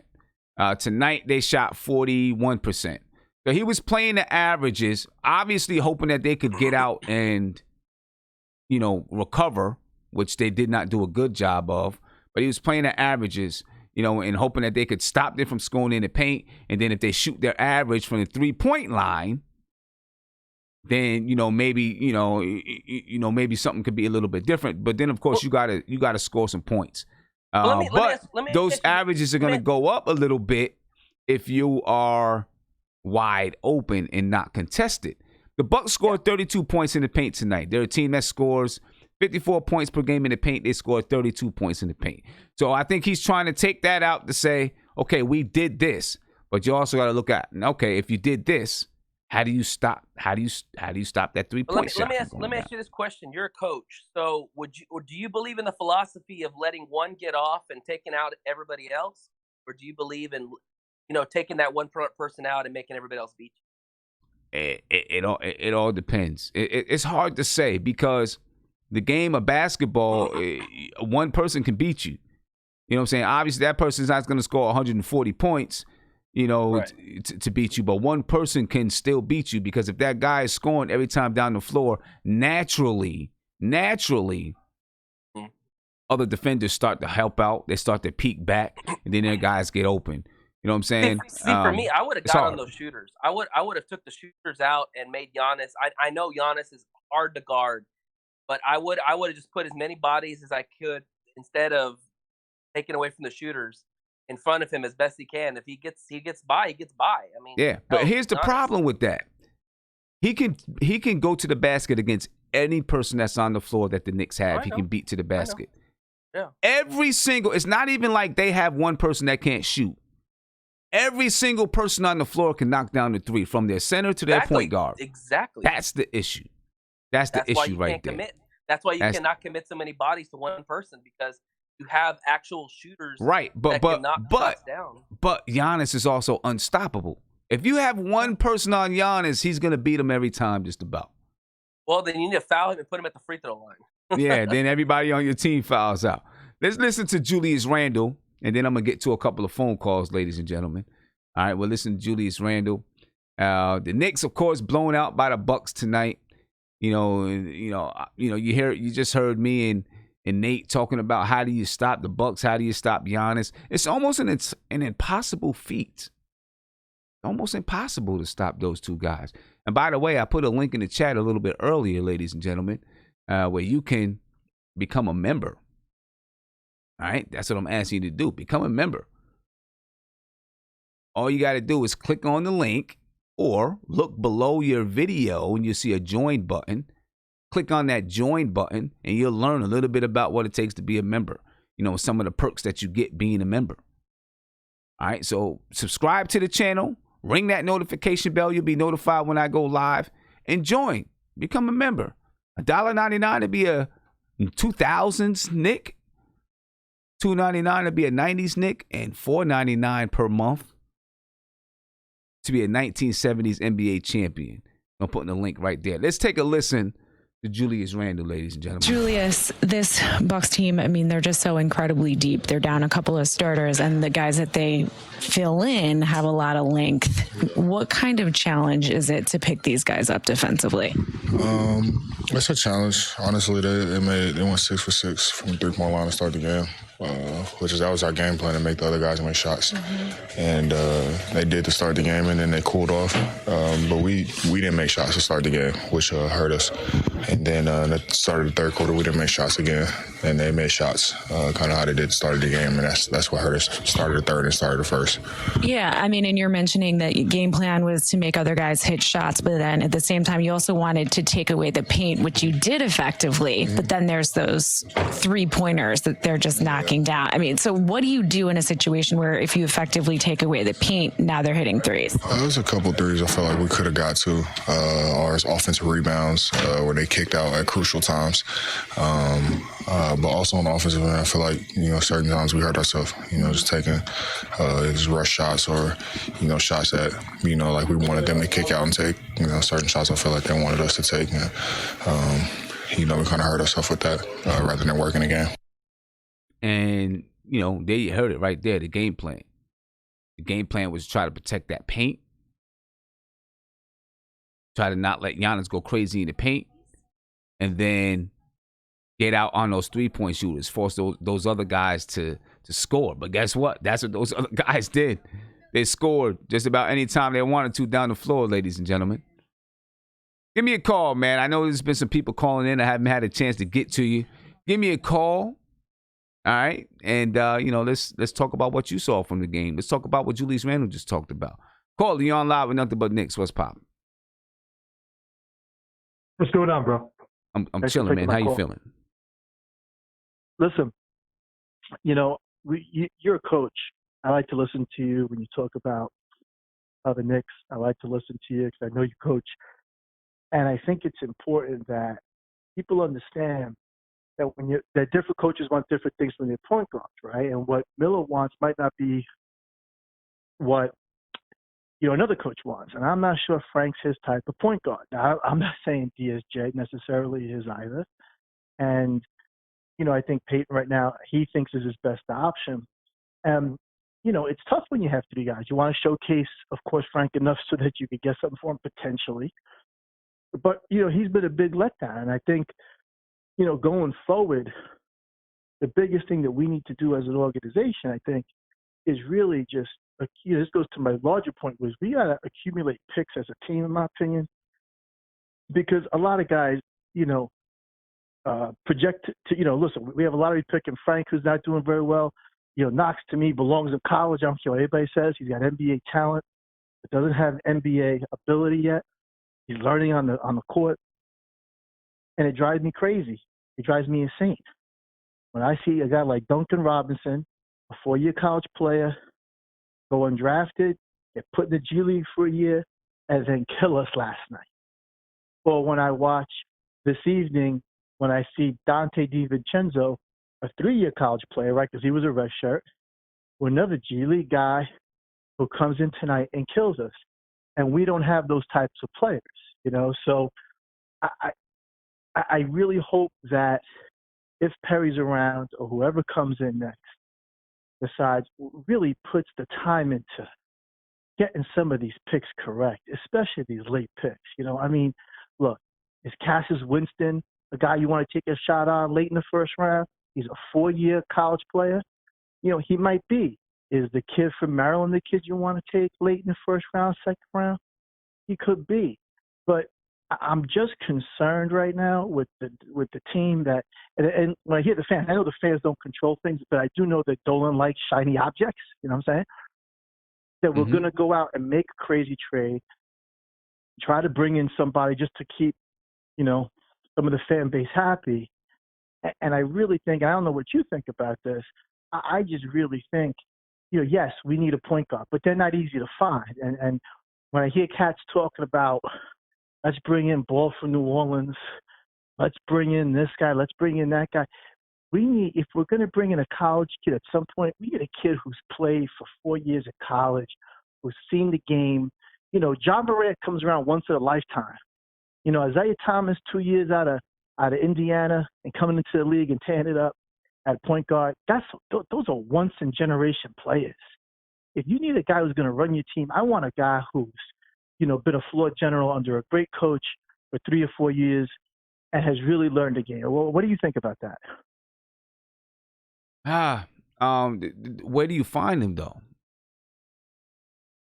Well, no, I hear you, but you coach, right? I mean, I've heard you discuss it, right? Mm-hmm. And you want to, I would think, and I don't know, you know better than I would, but you would think that when you've had a kid for a few years, or if you're getting a kid who's been developed for a few years, isn't that the preferential player? In other words, and again, I'm not a pro scout, right?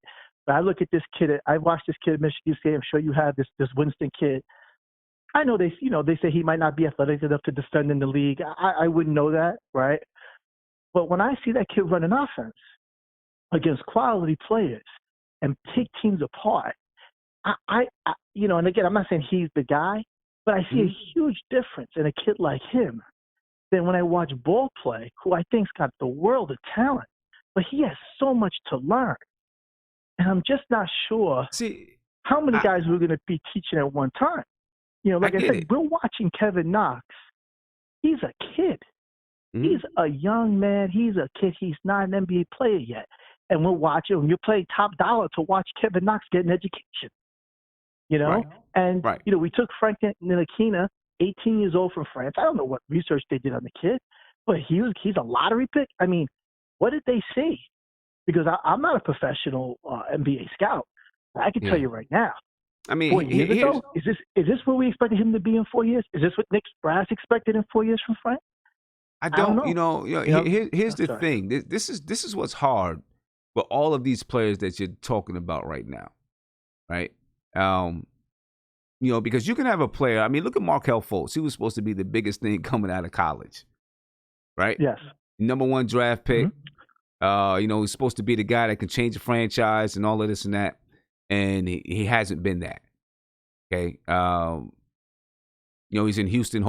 He's in Orlando, and hopefully he's reclaiming his career. And he might be, but it's hard. It's just hard to say what a guy who's going to make a transition going to the NBA. It's very hard to say who's going to make a transition, and a lot has to do with the team that you're going to, the situation that you're in.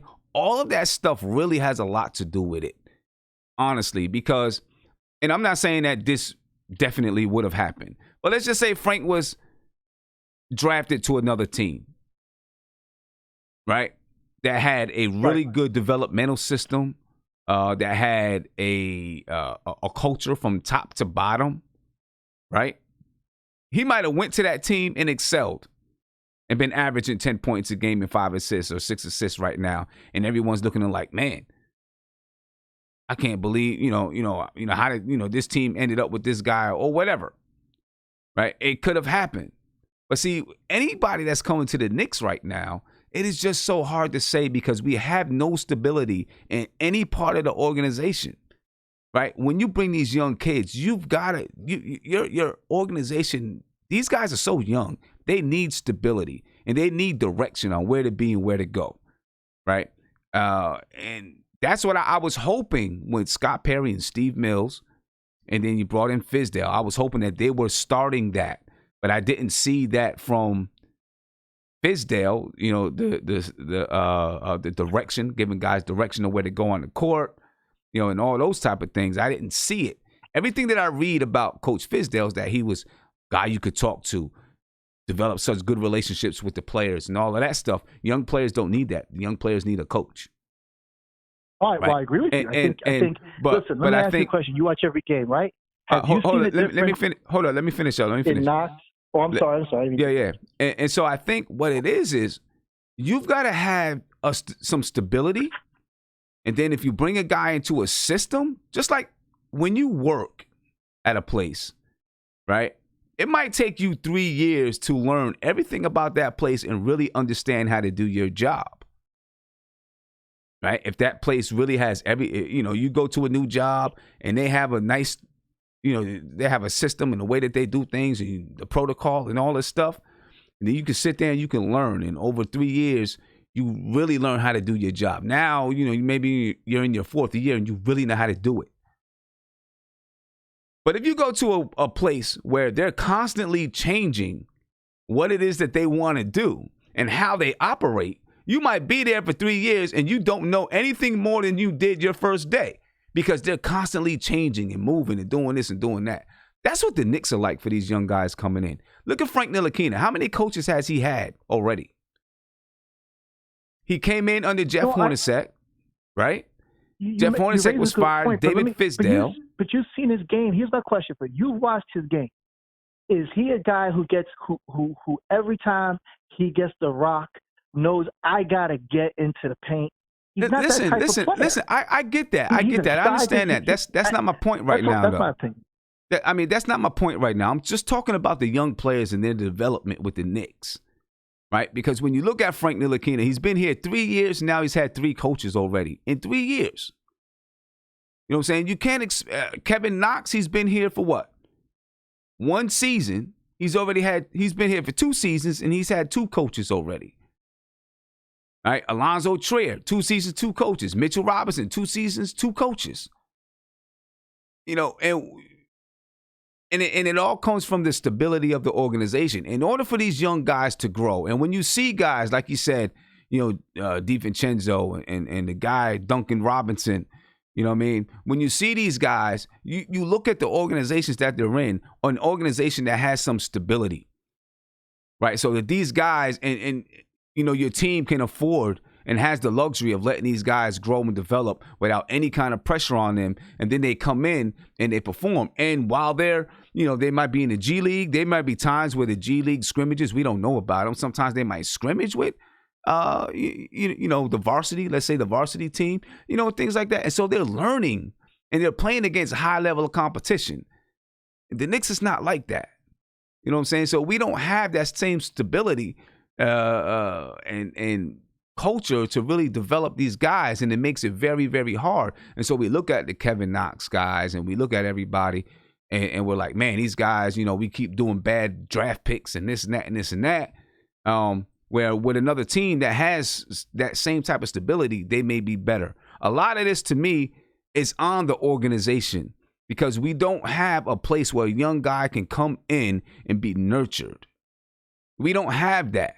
And these guys at 19 years old coming into the NBA, they're babies, man, and they need to be nurtured. They're still kids that need to be nurtured, but we don't have it. I guess I'm not trying to defend the organization, okay? So I don't want to lose all my credibility with you. But what I'm trying to say, my only point is, we keep taking kids to you and I told 19-year-old kid. There's a difference between Duncan Robinson, who's a 4-year guy, and he doesn't have the upside of Knox. I understand that, but again, undrafted, a 4-year player. DiVincenzo, a 3-year player. It's a different thing. And I'm not suggesting that you don't take a guy with incredible upside like Knox. I'm not suggesting that, right? Again, I'm not a professional at this. But I do think in this NBA, where there's so many one and done, it's not good for their career. I just don't know if we should.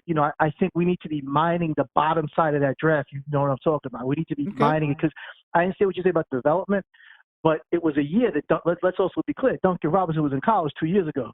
DiVincenzo was in college 2 years ago, and I understand what you're saying, and I don't disagree with it. I think we have to have more stability. We have to have a method of developing players. I couldn't agree more, but I'd also like to see us really work on the bottom side and try to get a couple of role players, and just before in the event we're lucky enough. Look, you hit it on the head before, right? There is some luck, right? Giannis the 15th pick in 2013? Yeah, something like 15th pick. I don't remember the name of the kid. I don't remember the name of the cat who was. Oh yeah, right. It was Bennett, right? Wasn't Bennett then one pick? So sometimes you just get lucky, right? Mm-hmm. And but I again, I don't know who it's too early to talk about this, but when I hear from fans, again, about Lonzo Ball or Cole Anthony, I'm just it could, again, I know they're not making the picks. I'm just saying in my own mind, it concerns me because I don't want the shiny object, man. I want, again, I don't know if is Wiseman the guy you take. I don't know, but I want to see us at least. I want to see Scott Perry please keep. If we trade some of these vets, get some picks. They're not all going to work out, but let's just get guys who played a little bit more. Because listen, I understand your point, but man, Kevin Knox is an expensive player you're trying to develop. I really wish he was a little farther along than he actually is. And again, I've seen a world of difference since Mike Billis come in. It's clear they're telling him to get to the cup. It's clear they're telling him to put that thing on the floor a little bit more. No, don't just be a jump shooter, which is important with his athleticism. I couldn't agree more. But I look at the kid and I think he's got a world of talent. I'm rooting for him. But to me, he exemplifies our problem. We're paying this guy a lot of money. And we're teaching him, and he should be in college. My humble opinion, like you said, babies is right. That young man should be in college. These are some bright lights here in New York, man. Yeah. These are some very bright lights. Thank you for taking my call. I'll listen to the rest of your show. Very good call. Very good call. I appreciate you, man. But that's the one thing.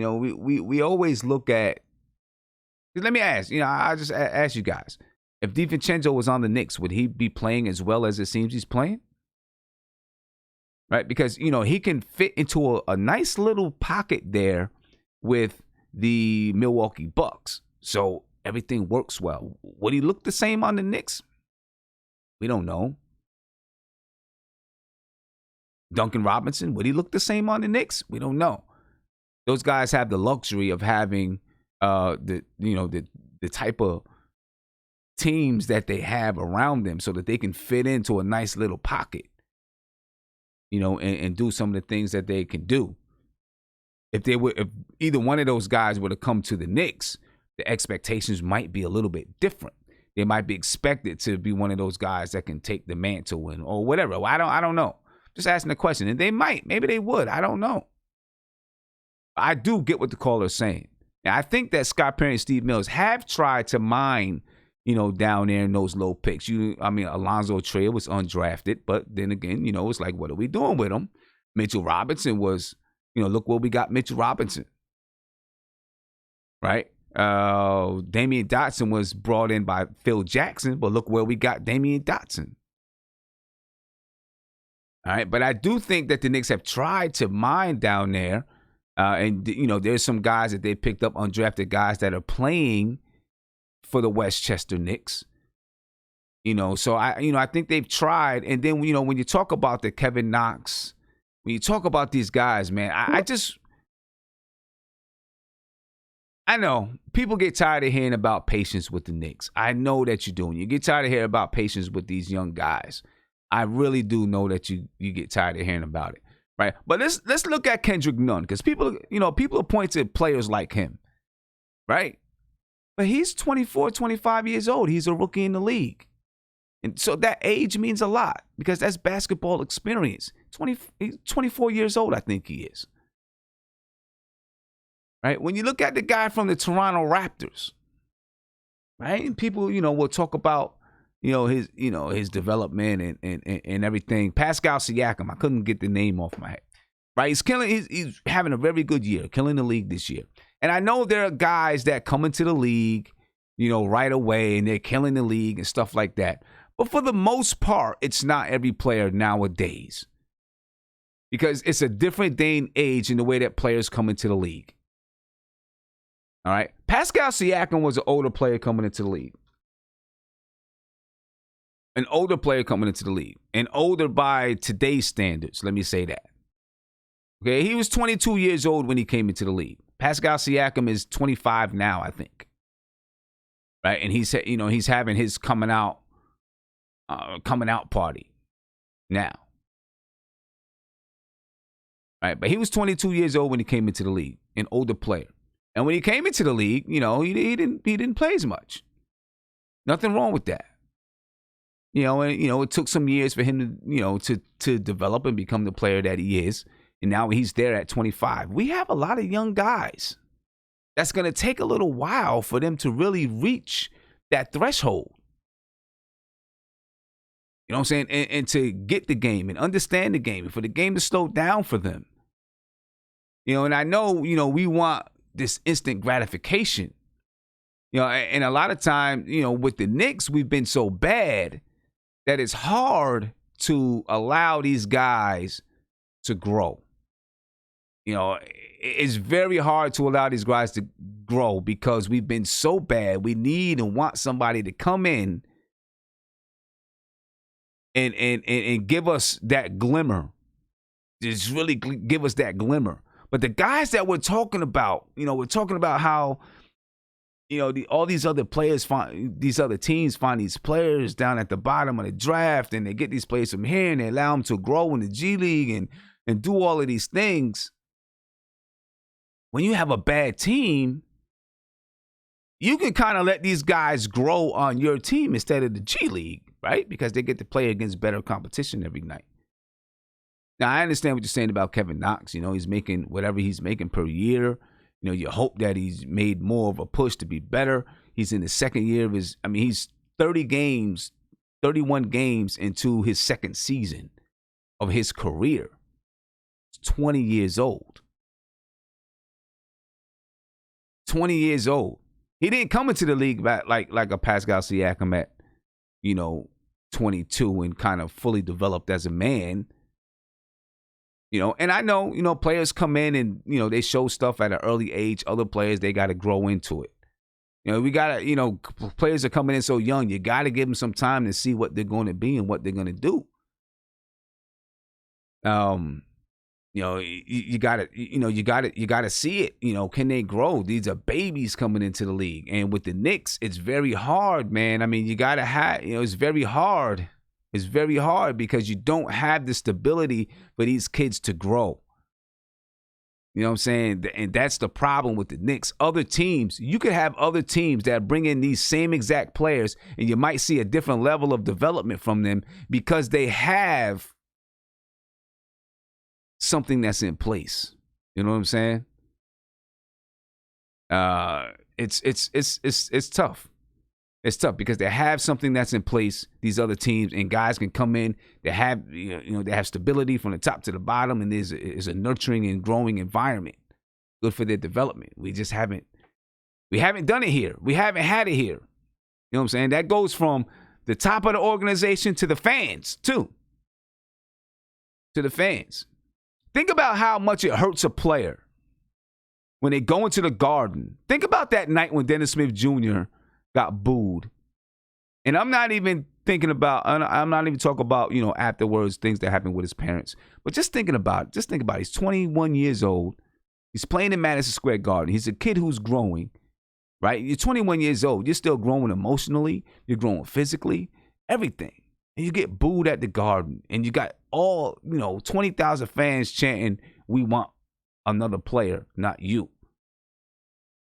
That's tough to deal with. That's tough. That's not easy. For someone who's 30 years old, you might be able to shake that off emotionally, like whatever. Even 27. At 21, that could be tough to deal with.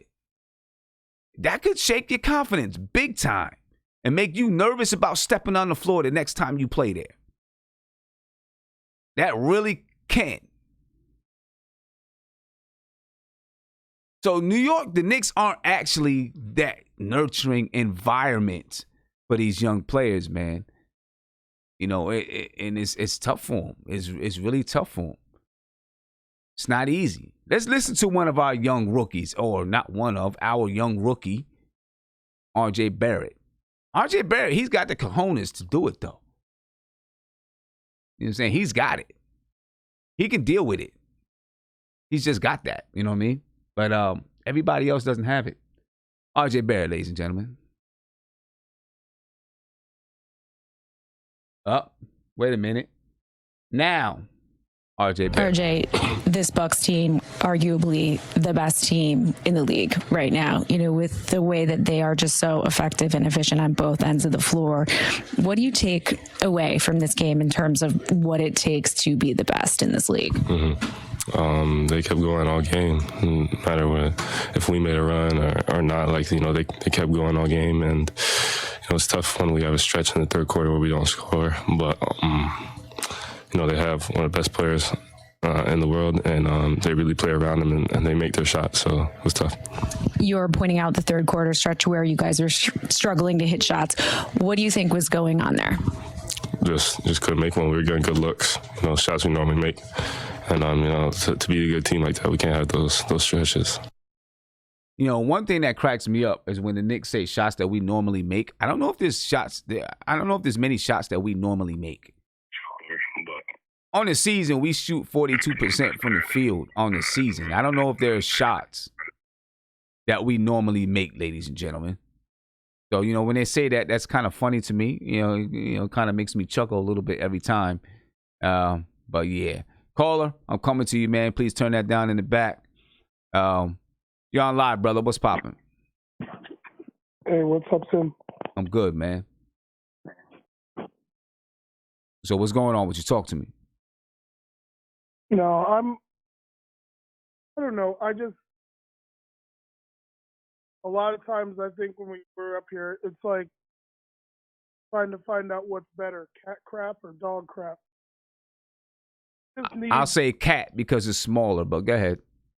Yeah, I just mean this team is the way it's constructed isn't going to do it. You can't. I mean, we play above our heads and we play well, and it just depends on when they decide to do it. The guys at the top aren't the guys we need. We just need to make a like I just don't see I don't want to see another reboot way of everything and then we have to start from scratch. I just think we need to just try to go and get friendly contracts, expiring contracts, but try to get younger guys. I mean, we just don't have anybody who can hit it. We don't have anybody who can hit a three at 45% on the team. Or Marcus Morris, but Marcus Morris set the bench on the Boston last year. He's a bench player. He's our best player. We're not going to win when Marcus Morris is our best player. Well, I mean, listen. Coming into this season, obviously we all realize it now, but coming into the season, we all kind of felt like the Knicks had put together a decent enough team to be competitive. All right. Obviously, the pieces not fitting. They're not jiving together on the court. There were issues with Fizdale. Now there's Mike Miller. So the season is definitely going awry. The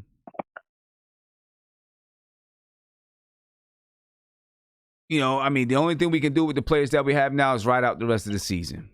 Maybe there'll be some moves, some changes right out the rest of the season. A lot of these guys will be going into next season anyway. Regardless of the way you looked at it, most of these players weren't going to be here next year anyway. Yeah, but that's the thing. Go ahead. I think it's a failure, and I think I don't know. I'm just thinking we're giving up too young.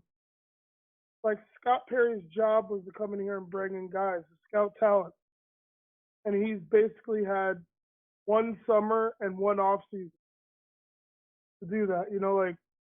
They started that season with they couldn't move Tim Hardaway in the beginning of the season. Porzingis' knee, they didn't know what was up. Got a guy like Porzingis, you can't really go and go crazy. You got to see what's up. I'm pretty sure Fizdale thought he was going to have Porzingis halfway through last season. So I just think we're being a little. I want to see Scott Perry. I want to give him this. I want to give him this trade season, like this, to the trade deadline. And I just. Let me ask you: Do you think that Scott Perry? Let me ask you: Do you think that Scott Perry's brought in talent? I think he brought in. I think he thought players were going to play better than they did. I don't think I thought they were going to gel a little bit better than they did, and I think they thought it was Fizdale, and they gel a little bit better than they did, but there's still. We don't have a 3-point shooter. We don't have a decent 3-point shooter other than Marcus Morris. I get it, but just ask my question. About the draft. First, with the draft, do you think he brought in talent with the draft? This draft, yeah, we got our draft. Any draft that he was part of, because he was part of a draft for 2 seasons. He brought Kevin Knox. He brought Alonzo Trier. He brought Mitchell Robinson. He also brought in R.J. Barrett.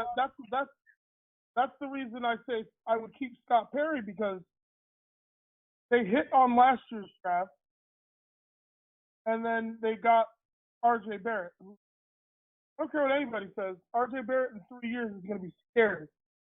Oh, he has 2 flaws: foul shooting and his jump shot.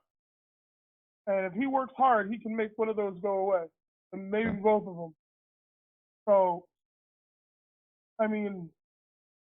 that's why I want to give him a chance. I want to give him to the trade deadline. Teams aren't trying to make trying to make a push right now.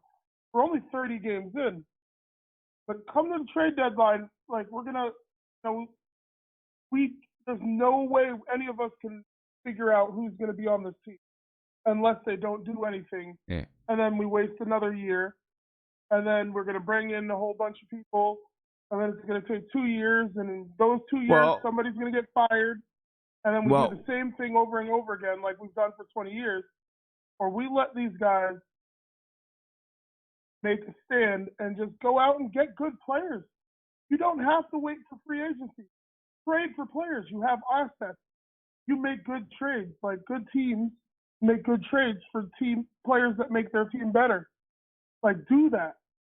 Okay. Like, I don't want to see don't go out and get Wiggins. That would be don't do something stupid like going and getting some guy for $30 million on a 5-year after he signed. Go and get a guy who's got a couple years left and overpay a little bit, but he's a monster. All right. Like, if you. All right. I appreciate the call, my man. I'll say this. I think that's what they tried to do. I mean, he's Scott Perry they brought in talent through the draft. Tried to bring in some guys through free agency, but he kept it short, kept them on short-term contracts in the event that they didn't work out. That's the whole purpose of those short-term contracts. If they don't work out, you don't keep them. Right? I think that was, that was that. That's the purpose of those short-term contracts. Looking at, you don't just easily just go out there and say, okay, I'm just going to trade for this guy and trade for that guy because it's good. It takes work. The other team has to work with you to make those trades too. You're just not making a trade by yourself. These other teams got to work with you. So it's not like it's that easy to just make a trade. And then when you do make a trade, see, one of the things, caller, that you were just saying that I don't agree with is just going out and getting players. You got to know why you're getting players. That was part of the reason, part of the problem this season is that last year, Guillermo talks about this a lot. I talked about it last season. All last year, I was talking about this tanking stuff is garbage, that you got to develop principles, basketball principles, and a system of play so that when you do come into free agency, you know who you're getting or you know the type of players you're trying to get and how they fit into what you want to do. Right? That is where my thought process has always been and still is. So if you're talking about, well, let's just trade for this player so we can try to get this talent or get that talent, it's not going to work. You got to understand first, design your blueprint. And now we're all over the place again, right? We're either Mike Miller's going to be the coach next season or not. We don't know yet. There's going to be a new coach. Guess what? That coach is going to design their blueprint on how they want this team to play. They're going to have their ideas of basketball coming in. So when they first get here, they're going to have to look at the roster and say, okay, this is how I'd like to play basketball. This is how I think we can play. Now, I got to adjust it for the players that we have. Adjust it a little bit for the players that we have, and then start to fill your roster with players that are going to play and fit the style of system that you envision, the style of play that you envision. See, and you'll get people that disagree with me. You'll get people that say, no, you take the players that you have and you develop a system around them. Well, then that means every single year you're developing something new and you never know who to go get or what type of player to go get, what type of player to draft, right? It makes it hard. But when you have a system, and a system doesn't mean it has to be predictable. A system, includes a philosophy and a style of play on the court. And that philosophy can still be that system can still be unpredictable to the other team. Because a system includes variations of cuts and moves and passes that you do all based on what happens with the basketball. So really a system, if you think about it, really does lead to a free-flowing game. Because once you know your system, you don't have to call plays. You know what to do. You know how to react to different types of defenses. A team knows how to react because They have this system of play in place. And the system dictates where people move and where people cut, how and why. And you understand the philosophy behind everything that you're doing. And then you can go out and get players that fit in and you plug them in to different parts. And yes, you may still have a star that when the system breaks down can go get you a bucket because it's going to break down every game. So to see the system helps your role players. But the stars, you know, they can play basketball. So then you can go out and get players that you can plug in and fit, and you can continue to go on for years and years and years and years and play because you have a style. You understand what you're doing, and when you go into getting free agents and draft picks, you can put them in there. When you're just picking players and hoping that something sticks, you're not going to get anywhere. Every once in a while, you might. Every once in a while, kind of like the Knicks, right? 2012, 2013, they pulled in a bunch of players around Carmelo and it stuck for that season. Every once in a while, you might hit, but it doesn't develop something that's long-term. So I don't really like just going out and just I'm just going to trade for this talent, trade for that talent, and see what works. I think you got to design a blueprint. Whoever this coach is coming in, design a blueprint. Design your blueprint first. You design your blueprint, and then you think about the players that you have. And you say, okay, how do I fit these guys into this blueprint? And you may have to make some adjustments for now. But then as time goes on, you bring in the players that you want instead of always grasping at straws. You know what I mean? That's what I feel like we're always doing. Grasping at straws, just trying to get players, throw something against the wall and see what sticks. You know, so we're always trash. You know? Go ahead, Nate. Yeah, Sim, you couldn't have said that better because that's exactly what I was thinking when you were talking, is that when you look at the good teams and the successful teams that have been good for a long time, they have the culture, but also they know what players they want to target. Like, take the Spurs, take the Heat, take the Celtics. You know, they don't always have to hit on these young players. Maybe they go after a 3 or 4 year guy in college because they know that that's what they need. They might need a shooter. They might need a 3-and-D type of player. They might need a shot blocker or something like that.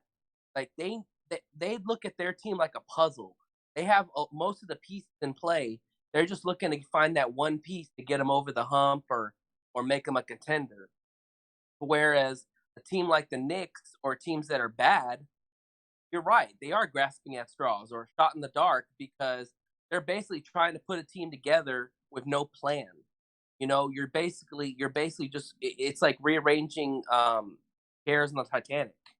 It's ridiculous. I mean, you go through so many options, so many rotations, so many turnover. I mean, if you look at the turnover from the last 10 years of the Knicks, I'd be astonished to see how many players have gone in and out of this. You know, a lot. Teams that are successful, they have cohesion because they play together and they stay together. The Knicks every year have over 9 to 10 new players. I'm sorry. I don't care if you're Red Osbach or Greg Popovich. You have to coach a team every year with 9 to 10 new players. You're going to struggle because that is a lot of turnover. And to get those players to buy into your system in one season, you're asking a lot. You know, and the truth is, until the Knicks, like you said, can establish the culture, can establish what their identity or what kind of players they're going to look for, they are going to keep grasping at straws. And I'll say one thing too. I like what that caller said about the young players. Listen, I don't think this team needs any more young players. I agree. I mean, you've got Knox, you've got Barrett, you've got Trier, you've got Robinson. I mean, you've got like 4 or 5 players that are under 25 years old. I mean, maybe we do need to look at a little bit more of a seasoned college vet, if that's even possible, you know, because some of these young players, they need a little more guidance. And I don't know if you bring another 19 or 20-year-old onto the team, that's actually going to be what is needed. Now, unless you can find a Barrett who's much wiser than his age is, then so be it. The issue is if you have a high draft pick, then you know you got to take the high potential. Yeah, exactly. You have no choice. But one thing about that is that hit or miss. You're either going to hit on a Barrett who maybe doesn't have the potential right now that you're wanting at that position, but it's going to come in the future. But he has the personality and the confidence that you don't see in a lot of players at that age. Or you're going to have a Knox who hasn't developed yet, who is still immature in some aspects, and is still kind of learning and figuring out the game himself. So, but thing is too, is that with these young players, because we're so bad, we have to throw them into the spotlight. We have no choice because the fan base will go crazy if these guys aren't playing, because that's what they're paying the tickets to, is to come see these young players. Whereas teams that are winning, they can go out and get a DiVincenzo and not even think about him, and then bring him on whenever a Bledsoe goes down, and they just plug him in, or a Duncan Robinson. They need a shooter and they throw him into the lineup. It's a lot easier to bring him on in that aspect rather than throwing him into the spotlight and having to say, "Hey, go be great." Your draft status is what it is. This is what's expected. So go do it. That's a lot of pressure to put on a 19, 20-year-old who hasn't even been in the NBA a full season and expect him to be great. But that's the problem when you have bad teams, is that they have no choice. They have nobody else that they really can put in front of them and say, "Oh yeah, you'll learn behind him and you'll come on as you go." No, they got to put him out there, man. I mean, can you imagine if Barrett would have came off the bench? People would have flipped crap. Yeah, I feel you, man. I feel you. I want to respond to somebody in the YouTube chat real fast. Antoine Boyce. He said, "You can't create an identity with trash, bro. Your logic is backwards." I'm going to say this. My logic is this. You build your blueprint on how you want to play, your philosophy. And then you plug your players into that philosophy. Now, if you're a new coach, you're obviously going to start with players that are already on the team. So you might still have your philosophy of play and the style that you want to play. Right? You have your philosophy, you have your style. And then you take the players that you know are on your team, and you got to try to fit them into that philosophy and fit them into that style. So your first year, it could be difficult to fit them in. And you got to make some adjustments to account for your players' strengths and weaknesses. But as time goes by,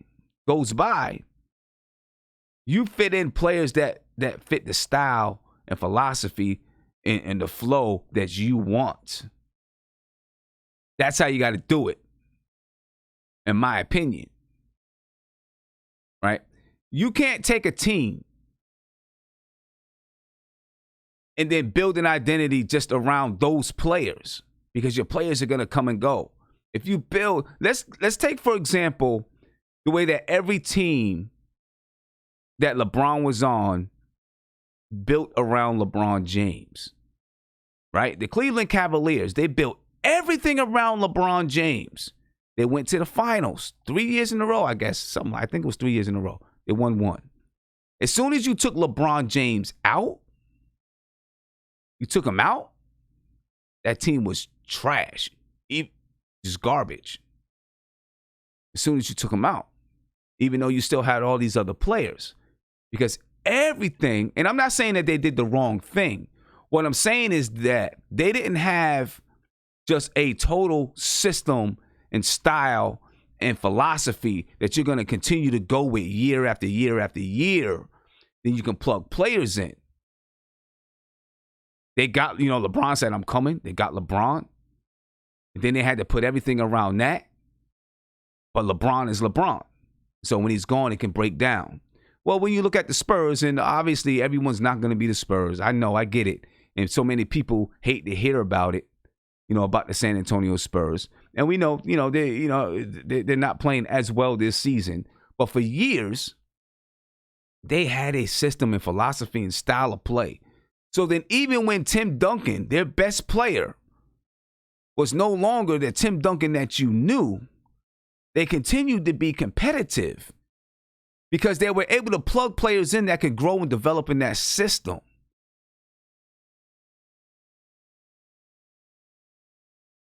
You see what I'm saying? And so they have, and they still have their identity of play. They're just their defense isn't good. They're 11-17.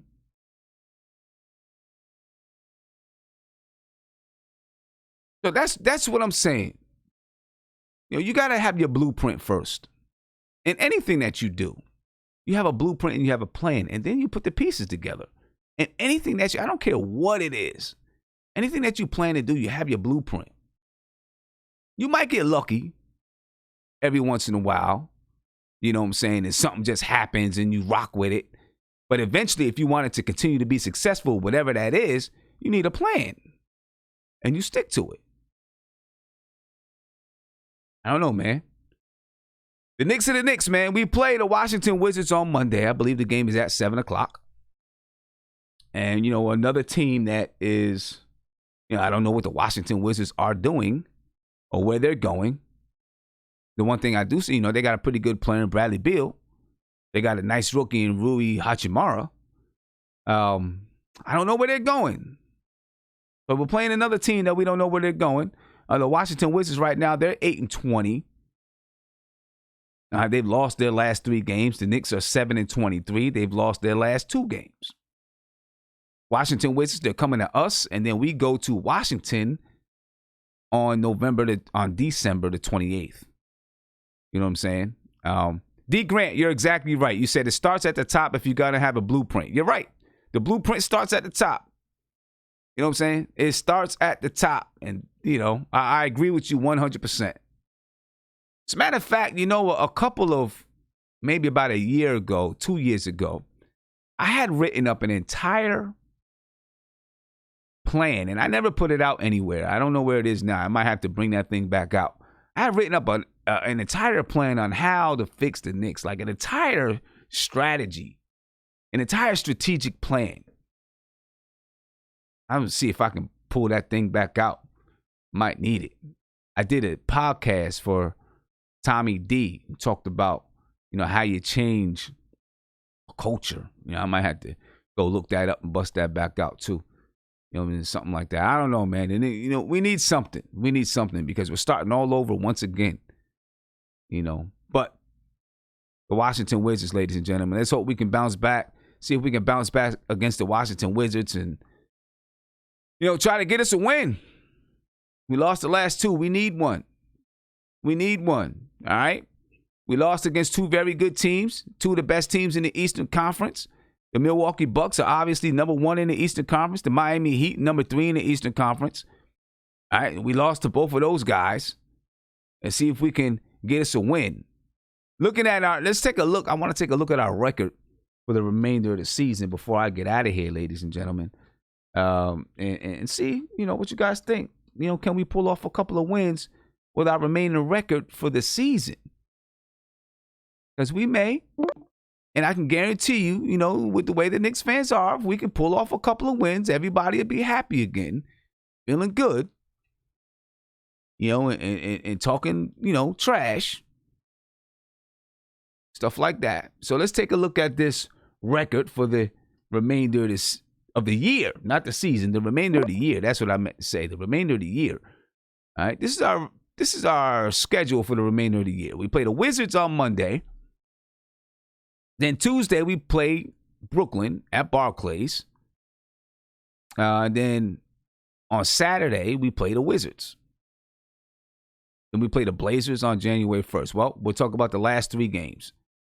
So what can we do those last 3 games? 2 of them are away, the last 3 games of the year. We play the Wizards, and then we play the Nets.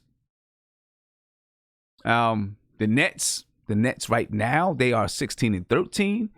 They've won 6 of their last 10 games. They're playing okay. They're playing okay. I don't know. What can we do this last week of 2019 as we move into a new decade, ladies and gentlemen? Yes, we're moving into a new decade. Can you believe it? It's a new decade. Mark, I'm coming to you, man. Last few games of the year, Mark. We play the Wizards twice and we play the Nets. Can we get a win? Can we get 2 of them? Can we get 2 wins out of that? Can we win 2 of the next 3? Can we get 2 of the next 3? We could win 1 out of 3 games because Bradley Beal always been a Knicks killer too. Sim. I've been to games where I seen he hit game winners and he took over games. If that turns out to be the case, man, I just see. I would say the next game is.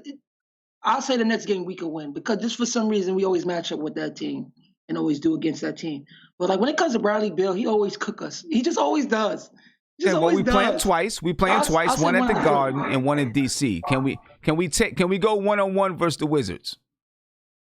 Oh, and they got Ish Smith too? Nah, Sam. They're gonna beat us twice, man. They're gonna beat us twice, bro. You think so? Ish Smith be cooking us and Bradley Beal be cooking us, man. Yo, listen, man. I would say the Brooklyn game, but Bradley Beal is a different type of player, man. He just always do the Knicks dirty. I don't feel comfortable playing against Bradley Beal, bro. I just don't. Because I went to games where I saw he had game winners on us, and he killed us, man. He's just a Knick killer, man. And Ish Smith too. I mean, I'm trying to remember what happened when we played them in preseason. I thought we did an okay job keeping Ish Smith out the paint when we played them in preseason. Obviously, that's preseason. That's preseason. Okay, I mean, I get it. But you can still take something from that. It doesn't mean that you're going to do the same exact thing, but you can take something from it. Let me try to be a little optimistic for you guys. If the Knicks come on the floor on those games and they don't match those other team in energy, then listen, we don't got a chance. That's how I'm judging Knicks games from now on. If you don't match the team's energy, I'm not saying go 100%, but if you don't match it, then we're going to lose every time, period. Because I've seen games where the Knicks match other teams' energy and we won. So until the Knicks showed me a consistency of energy on the floor, knowing when to take hits and getting back up stronger and not wavering, just don't waver through the game for me. Because that's what I'm watching for. I'm just watching for players' body language and their energy. So if we don't match Wizards or the Nets' energy, we're going to lose. But if we do, we have a chance. Well, so I watch a lot of Wizards games and some of the things that they do. They don't exactly. Sometimes they do, sometimes they don't. They're wishy-washy with the energy. Yeah, they're wishy-washy, but they still got to play that go for freaking 30. They're real wishy-washy. Yeah, but listen, they got a play that could go for 30, though. That's the difference. Nah, you can. I mean, what I'm saying? Listen, they're 8. They got one more win than us. So I know. Listen, I know you want to win badly, and I know you're trying to be optimistic. I'm just speaking facts, bro. They got one more win than us. You can't speak about the Wizards like they this. Hold on. It's like they got one more win than us. They trash too. They trash just like we trash. I watched them play. They're trash just like we're trash. They don't look like us offensively, bro. No, they don't. They don't. They pass the ball much better, but they still are trash. They are trash. I watched them play, though. They're not that great defensively. They're not that great defensively. They're not a good team. But, Sim, they can score better than us, though. That's what I'm saying. That's all I'm saying. So in that case, I mean, but I'm just saying. I'm trying to tell you what I see because I watch them play frequently. Okay. I'm trying to tell you what I see, how they, you're talking about the energy, and they're wishy-washy, just like the Knicks. Sometimes it's there, sometimes it's not there. You know what I'm saying? But to me, offensively, they're okay. You know what I'm saying? They're okay offensively. So let me ask you a question. They can score points. Would you? But defensively, yeah. They're last in the league defensively. They will give it to you. They will let you score points. They are last in the league defensively. You just said it. They will let us score points, but could the Knicks score points when they allow us to score points? That is the problem. But I'm saying they'll let you. But see, this is the thing. We don't shoot. We can't score from the outside. They'll let us get in the paint. They'll let us get. They will let us get in the paint and score. That's what you're not listening. Okay, you know what I'm saying? Listen, man. Our biggest problem is scoring from the perimeter, right? But they will let us score in the paint. They give up about. They give up. Let me get it. Let me get it.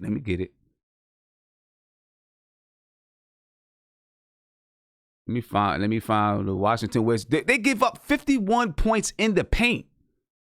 Jesus Christ. Okay. Okay? They will let us score in the paint. This is what I'm trying to get you to listen. They will let us score in the paint. Right? Because they give up points in the paint. A lot. So our biggest problem is scoring from the outside. Okay. But listen, I hear what you're saying, but the thing is, right? The thing what makes me frightening, again, they have Bradley Beal. And I've watched games where Bradley Beal came in and in his home and killed the Knicks no matter how bad the Wizards looked. Well, we'll see. The last couple of years. That's all I'm saying. If the Knicks could stop Bradley Beal to an extent, we got a chance. If not, we're going to go down. Okay? And the Brooklyn Nets, man, we have a chance against them because all they do is run pick and roll, man. Well, I'm going to tell you what we have to stop these guys. We can't let them get hot from three, the Wizards, because they can shoot. Right? They can shoot from three. Wait. Didn't they come in here and shot wild threes this season on us? We didn't play them this season. We didn't play them this season. We haven't played them yet. Did we? Did we play the Wizards? Bro. Huh? I think we did because there was one game this season where they was hitting all threes on it. It's probably preseason. It was probably preseason. It might have been preseason. I don't think we played the Wizards yet. I don't know. It's probably preseason I'm talking about. I think maybe it was preseason. It was preseason, I think we played bro. them in preseason. It was preseason. But they, again, another thing, Sim, the ones that don't hit threes on other teams will hit threes on the Knicks. Well, no, they hit threes on other teams. They hit threes on other teams. I said they hit threes on other teams. They shoot 36% from the 3-point line, so they can hit threes. That's good. But you know how teams they're like fourth in the league. They're like fourth in the league in hitting threes. Oh God. You about to put that against the Knicks that can't guard the threes that their life depended on it? You see tonight? They're like Wally said. They're like Wally said. But the thing is, flamethrower tonight. I know, but the thing is, the Milwaukee Bucks average 54 points in a game in the paint. The Milwaukee Bucks, right, coming into tonight. Now they average 52. The Wizards don't average that. The Wizards are like 40. The Wizards are, close to 20th in the league in points in the paint. So there's going to be a little bit different philosophy. You can probably stay out on those 3-point shooters a little better than when you're playing the Bucks, because the Bucks going to live and kill you in the paint with Giannis, right? So you had to really send some people at Giannis. With the Wizards, may not be the same, right? Because they don't score the same in the paint, but they still knock down threes.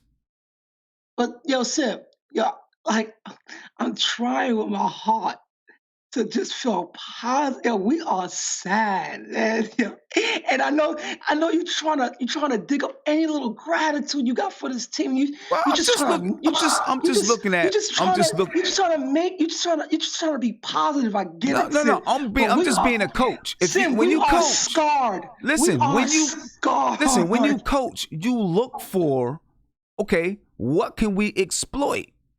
So they're not good defensively, and you know that they do not defend the paint well. Yeah. Right? So you can exploit that. That's what you have to exploit. Yeah, we can exploit that, right? Because there was some games this season where we exploited the paint. But the problem is when we, say if we have a good first half, right? We have a hard time copying what we did the first half into the second half. That's why it's like you're always on a roller coaster till the game is over. Like when you're watching the Knicks, it's not an hour and a half game. It's more like a 2.5 hour game watching them, bro. Because you know how, man, listen, man. We watch too many Knicks games. And we're in it, we're winning, we're in it the right way. And things just go left, and it's just like, well, let's chalk it up. They played good. Let's get ready for Sim tonight, and let's get ready to talk about it. But like I said, if we play the right way, we will have a chance against those three games. That's all I'm saying. There's a possibility we can win. I'm not going to say we're going to lose all 3 games. There's a possibility we can win at least 1 out of 3, or maybe 2 out of 3. But I won't say 3 out of 3. No, I don't think. I definitely don't think 3 out of 3. I'm hoping we can get 2. 1 versus the Wizards and maybe the Nets. Because we played the Nets twice already. We played the Nets twice already. You know what I'm saying? So let me tell you something. We played the Nets right. We did, and we lost a game-winning shots. We played the Nets right. So that's why I said I would rather have a better chance. We have a better chance playing the Nets than the Wizards, just because Bradley Beal always cooks us. We have a history of Bradley Beal cooking us. But when it comes to the Nets, we're always in the games with them. We're always playing tough because, again, we're playing against the borough, one that's the misfits and one that's the king of the city. But they suck right now. So we bring our energy when it comes to that. But with the Wizards game, I'll give 1 out of the 2 games. Right, so that's what I'm saying. If we can get 1 out of the 2 games, to end the season, to end the year, if we can beat the Wizards once, and then hopefully beat the Nets. But we play the Nets in Brooklyn. Yeah. All right, so we need Knicks fans to come out. Oh no, listen, when you go there, it's not but Knicks fans. I'm gonna tell you about Brooklyn. So I'm hoping we can go 2-1. They spectators, man. Brooklyn Nets fans are spectators. They don't like their team. They there because the seats are cheap, and they'll come and watch their other favorite player. I don't care about that team. Yeah. So we'll see, man. Mark, I'm about to head up out of here. All right. All right, Brody. I'm going, have a good man. night. I'm about to go down and watch tomorrow night. Me and my daughter going down to watch Virginia Commonwealth University, watch their women's team play. She and a couple of girls from our basketball team is going to be guests of the team. You know what I'm saying? So, we're excited for that. It's going to be cool.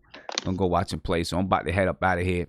All right. I'm going to get Nate's thought on the last 3 games of the year, and then I'm out. Nate, what do you think, man? We play the Wizards Monday, then we play the Nets, then we play the Wizards again. Can we get 2 of the 3? Yeah, I think we could actually, just thinking optimistic, I think we could win all 3. I mean, I'm not sure what Mark's talking about the Wizards playing well. I mean, they're garbage. I mean, they can't guard anybody. I mean, their defense is about as bad as ours. So if anything, it'll be a shootout. I mean, yeah, they got Bradley Beal, but I mean, if you can control him, you have a chance. Well, the thing with the Wizards is they are good offensively, right? They got the number 4 offense in the league. Yeah, but they can't. Their guard. offensive rating is, they got the 4th best offensive rating in the league, but they can't guard anybody. So everything is going to. This is where I feel good, is because I feel good about playing the Wizards because we can score in the paint, right? Yeah. Because they don't defend the paint well. So, we can score in the paint. If they find a way to make us outside shooters, we'll be in trouble. Yeah. I mean, yeah, we have to be aggressive and take it to them the whole time, because they really don't have a shot blocker either. I think they have that Bryant guy, but he's not really a shot blocker. Thomas Bryant, yeah. Yeah. So, I mean, I like our chances. I mean, against the Nets, I mean, just take out Dimwit and, you have a chance. We match up really well with the Nets. And how crazy would it be before the year turns if we were to beat the Nets? What would be the article in the New York paper? Knicks Nets or Nets lose to Knicks, Crazy. Right, yeah, no doubt. Well, Nate, I'm about to head up out of here, man. All right, man. I will catch you. Well, I'll probably be on tomorrow to do a pregame, a game preview. But then after that, I'll catch you Monday after the game. I do want to respond 111-1. You said, Sim, I swear, if you didn't log off this show, it would go on until kickoff easily. You're right. If I didn't log off, I'd probably have people on here all the way until the football game started tomorrow. You know what I'm saying? If I just kept it going. I actually have thought about doing a 24-hour show. I just don't know if I want to stay up 24 hours. But I thought about doing a 24-hour show before. I don't know what I would talk about for 24 hours or what we would talk about for 24 hours. You know what I'm saying? It would be a lot of stuff to talk about. I guess we'd have to talk about general NBA. We'd have to talk about everything. That'd be a crazy show. I thought about it, though, doing a 24-hour show. But I don't know about it. Anyway, I appreciate you guys, man, for being on. I will be on sometime tomorrow. I don't know the exact time because, like I said, we're going down to VCU to watch a game and doing some other things. But I am going to do a game preview. I just didn't have time to sneak in a game preview today. I didn't have time to sneak in a game preview before the game, but I'm definitely going to get a game preview in for the Wizards. All right. And then, of course, Monday night, I'll be on live after the game. Okay. So I'm going to head out so I can get ready for tomorrow so we can go down there and watch these girls play, these ladies play, these women play. All right. And I'm out of here, ladies and gentlemen. I will catch you guys tomorrow. Have yourself a great rest of your night. Watch some football tomorrow. I'll catch you guys sometime, maybe tomorrow night, whatever it is, as we do a game preview. Peace and love to you all, man. I'm out.